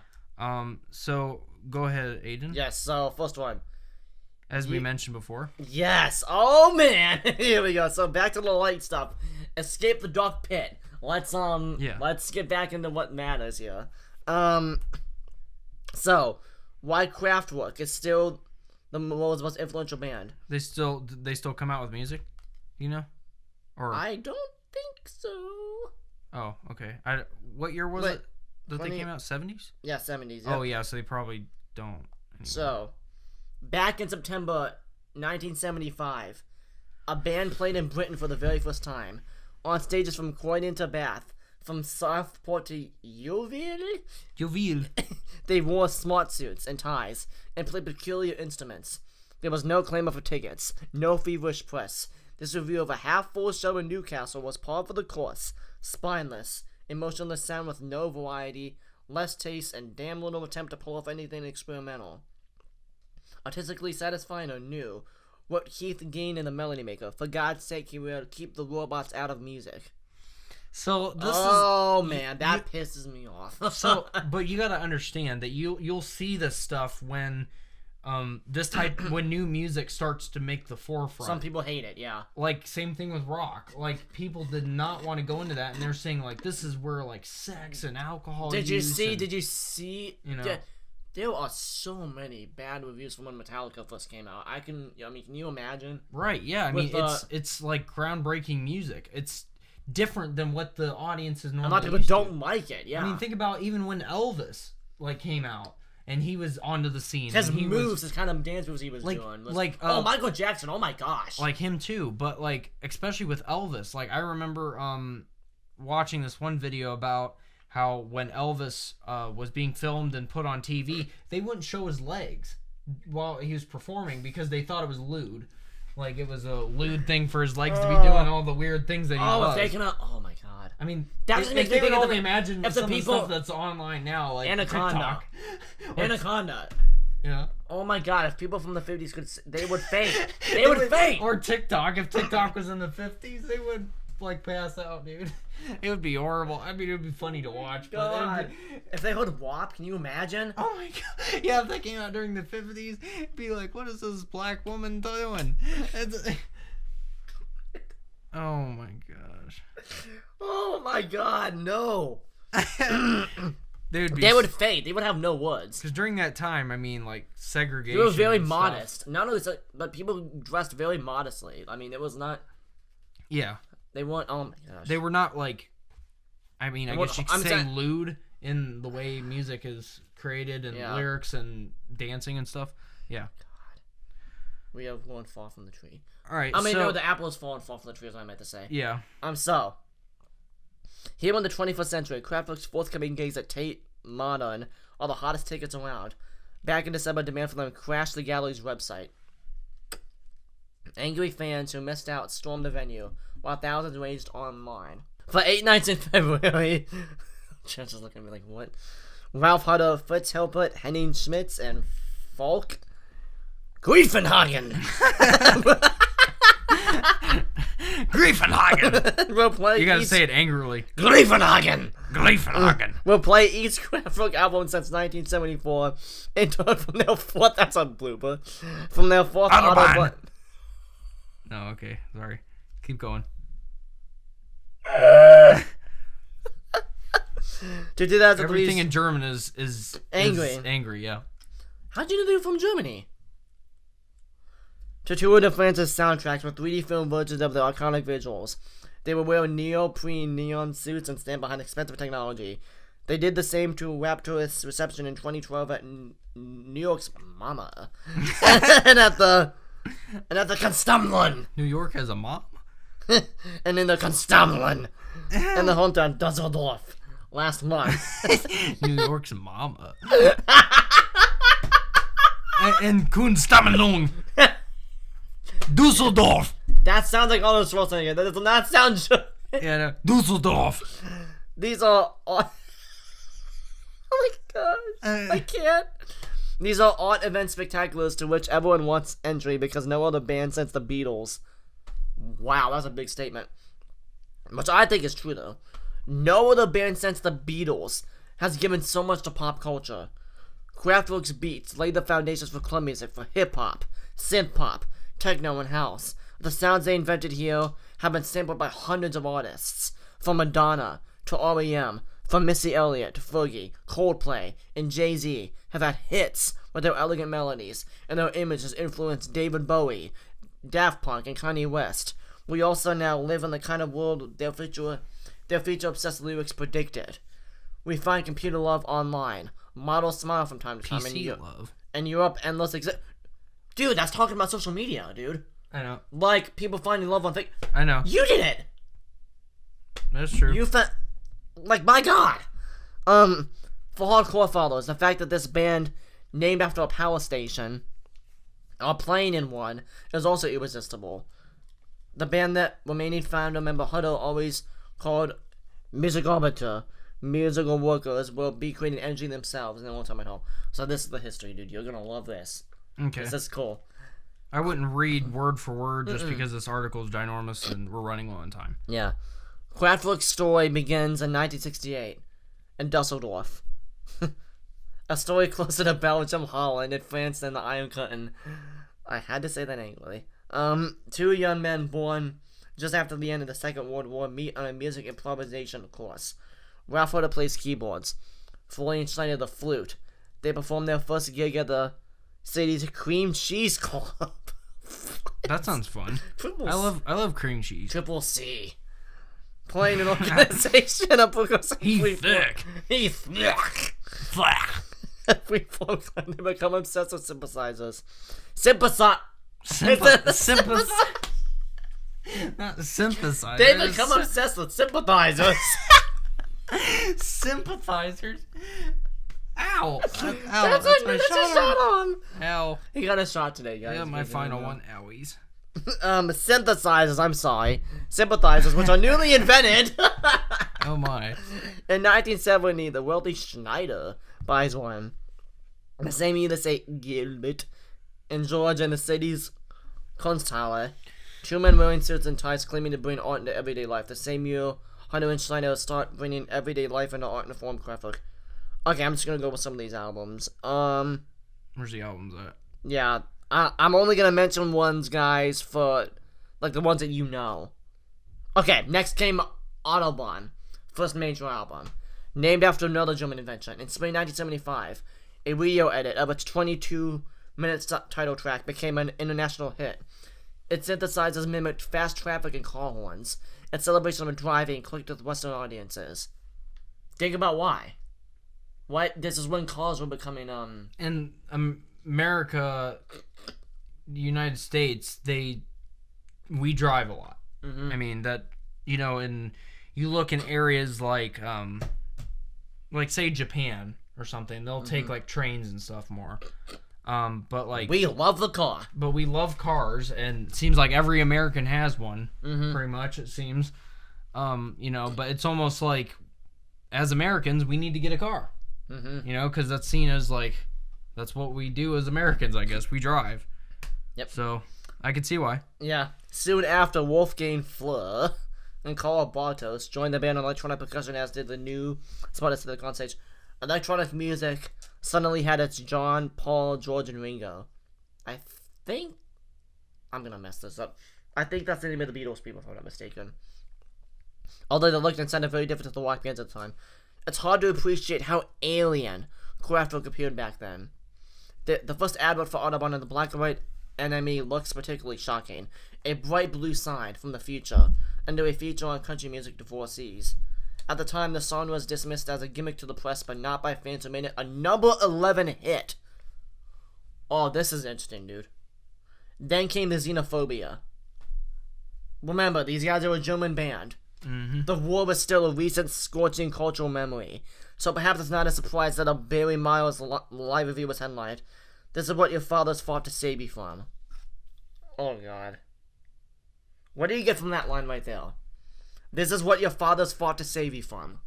Meaning that the music is horrible and... they're comparing the Nazis, basically, dude. Oh, my gosh. The enemy... Which is seemingly happening today in our media. Yeah. Very oh, much yeah. So. Oh, yeah. As in, we are being...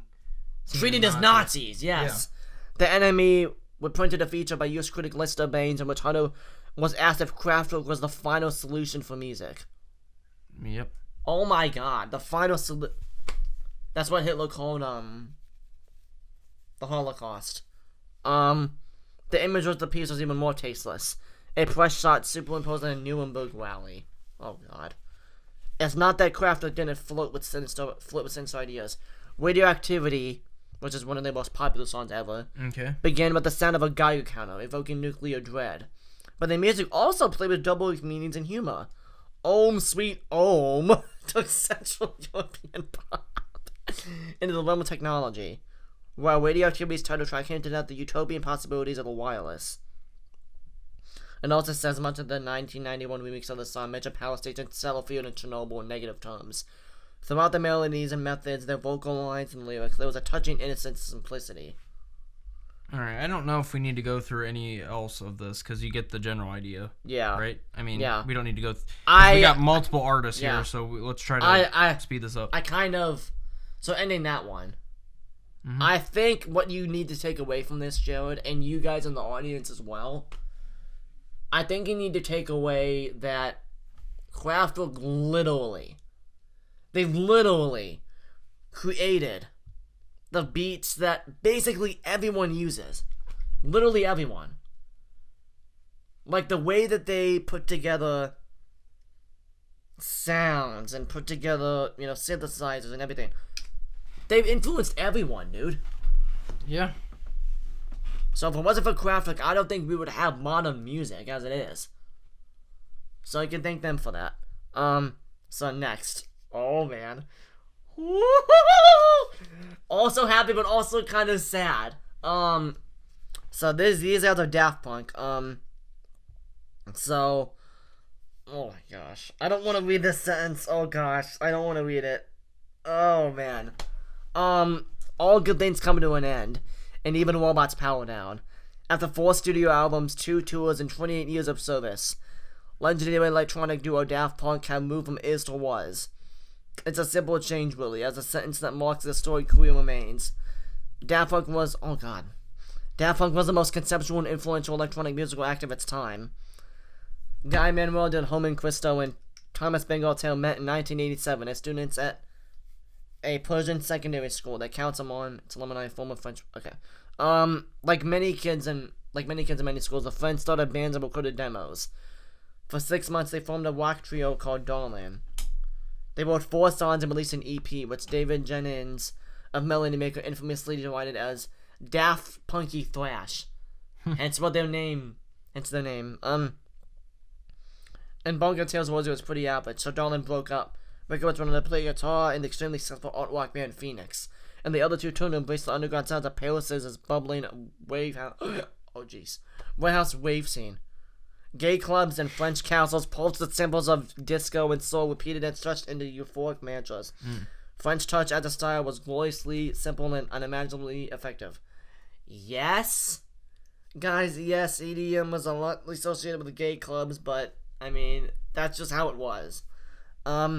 Taking their name from their failure, Daft Punk released a song called The New Wave in 1994. In 1995, they released Defunk, a stomping sidewinding synth that the duo told Swedish magazine Pop Number 2 was inspired with weeks of listening to Warren G's Regulate. I don't know if we need to go into all this here. So I'll basically tell you guys what happened. They released 3 of the most influential albums of the 2000s. First of all, they released Homework. Came out in 97. Was an absolutely huge hit in clubs and raves. Next, they released in the 2000s. They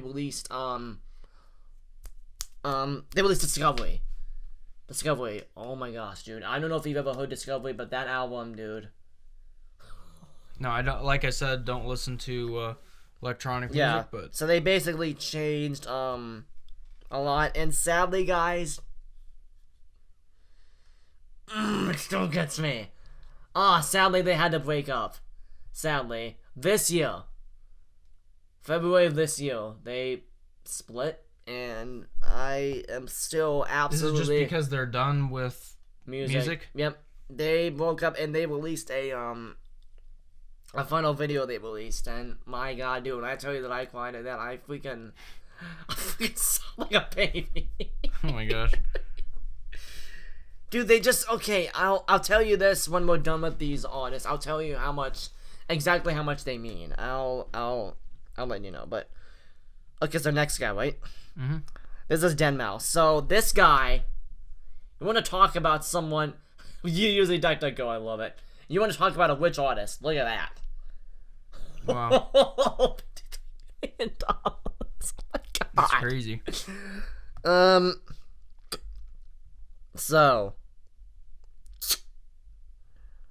So this guy, Denmouse. So he was born in 1981 in Niagara Falls, in Canada. Oh God, he's Canadian.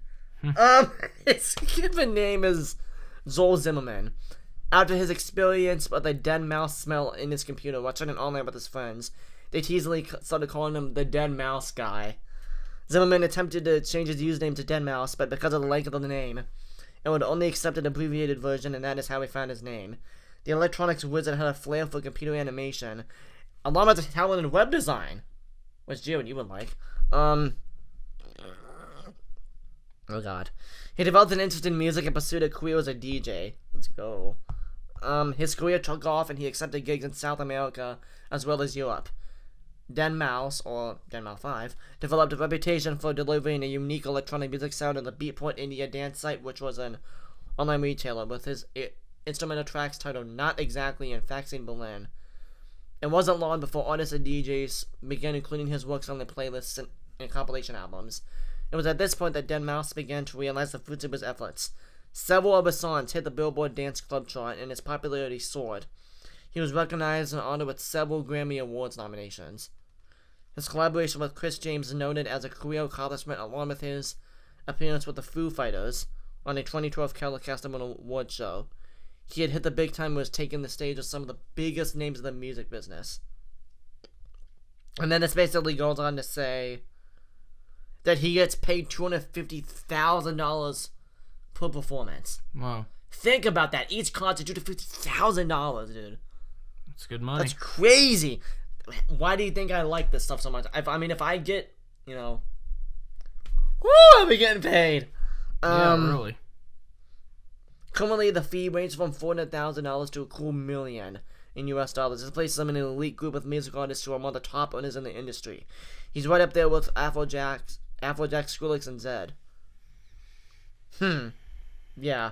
He's been able to build a fortune of just over $53 million. And I think that's where I'm going to end that. And he's still making music. Yeah. So he's only going to get more money as... And he's only like 38. Yeah. It's said on there, so... That's crazy. He's still relatively young. Yeah. So he's got, a long career ahead of him if he so chooses to continue for a while, Yeah. Dude, what would you do with $53 million, dude? What would you do with that much money? I don't know, dude. There's a lot I could do with that money. Woo! So next, right? Squirrels. So, Jared, I know you don't like this guy.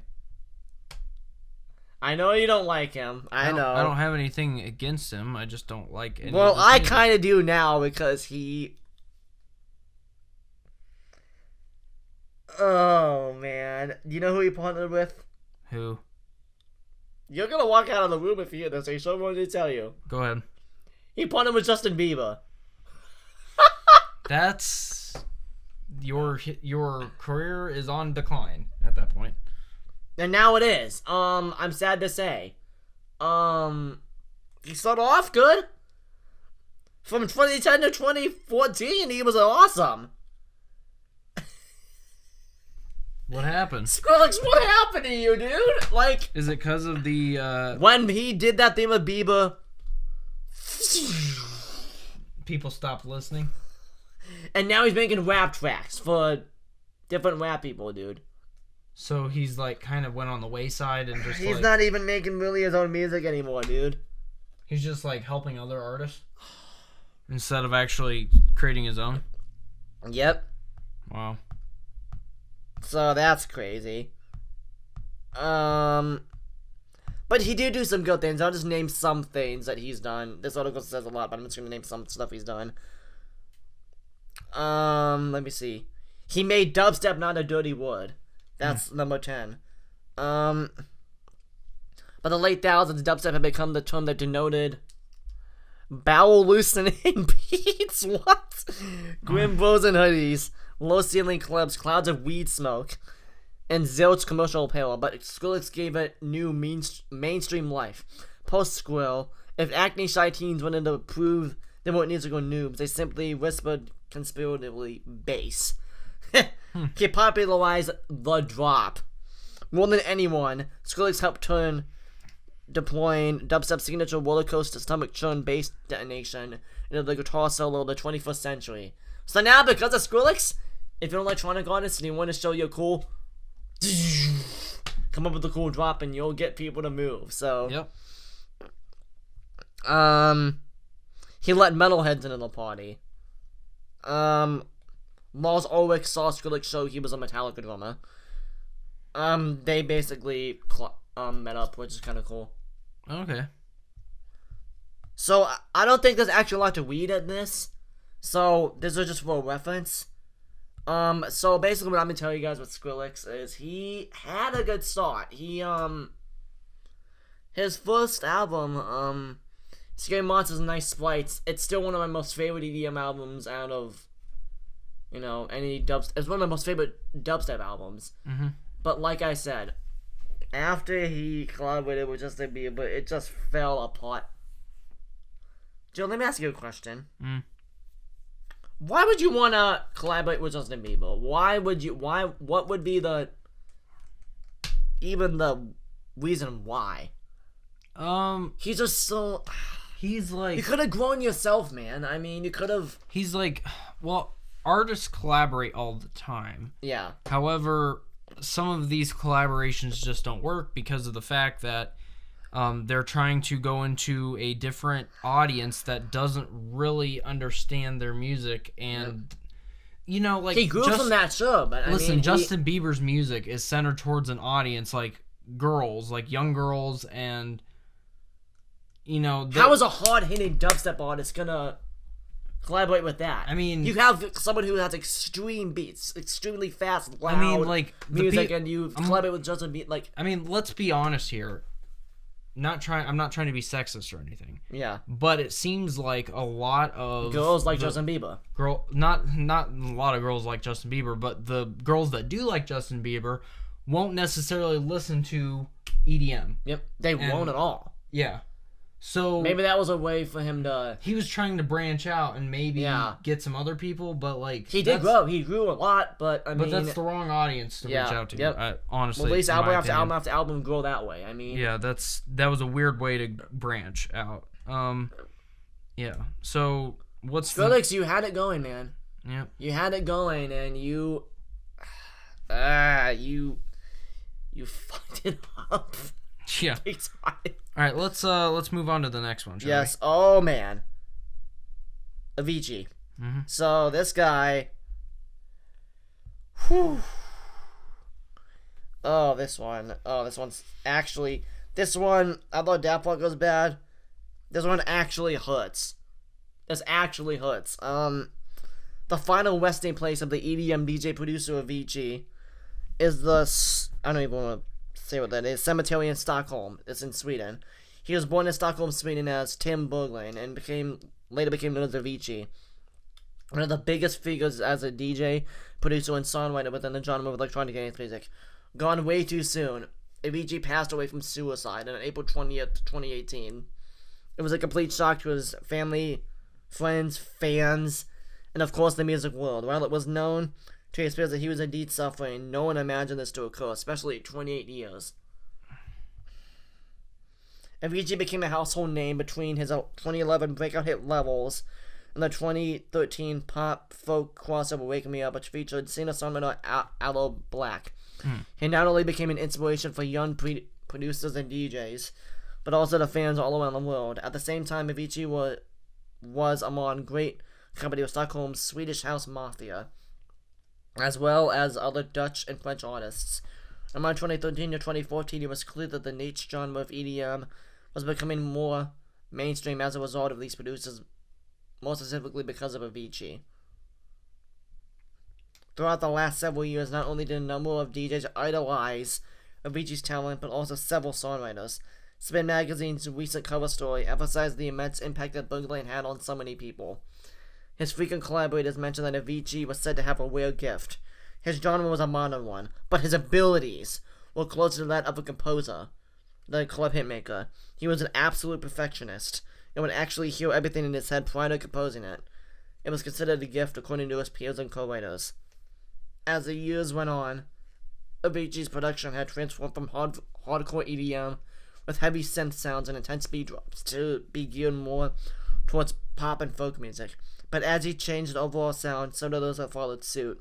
For example, Kygo, a Norwegian DJ producer, looked up to Avicii for inspiration, and there were several comparisons that could be made between their music. Many artists looked to others for inspiration, but they also sampled and remixed their peers' songs. So basically, this all goes into how he influenced people. But I'm going to read this last thing. On another note, Avicii's fan base is so prevalent in Stockholm that there were constantly waves of people visiting his gravesite. A year later, and it still is such an immense shock to his fans and the entirety of the music world, that his recent posthumous album, Tim, is actually highly emotional. There are many instances of lyrical foreshadowing in each track that it was chilling to listen to for the first time. For instance, the album's lead single, SOS's Can You Hear Me, SOS, helped put my mind to rest. And the album's closing track, Fade Away, reads, and I can't go back, and I can't go back, don't you love it, how it all just fades away. Both of these lines and many, many more signify the pain and battles Tim was actually going through at the time. While he concealed his suffering to most of the world around him, his music is filled with so much joy and happiness. As a huge fan myself, it is still incredibly difficult to grasp that he is no longer making music. However, it is fortunate that he left all of his production notes with his family and co-writers and co-producers to finish the posthumous album. There was so much more music to be made, and it's evident that the world lost a beautiful talent way too soon. Wow.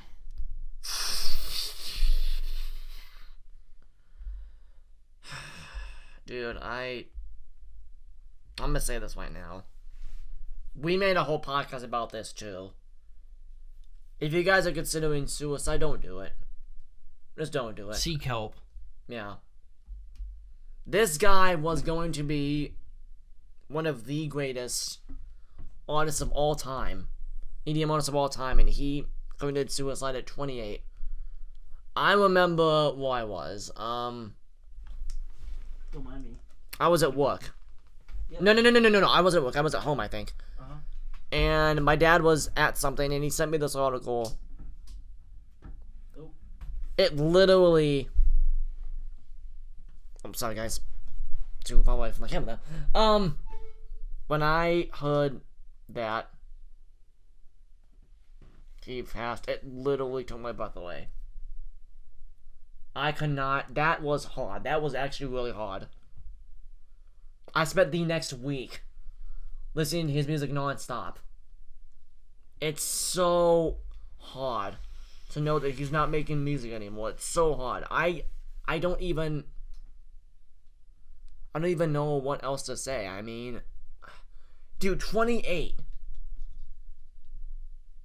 I mean, he had a whole life ahead of him, dude. I know.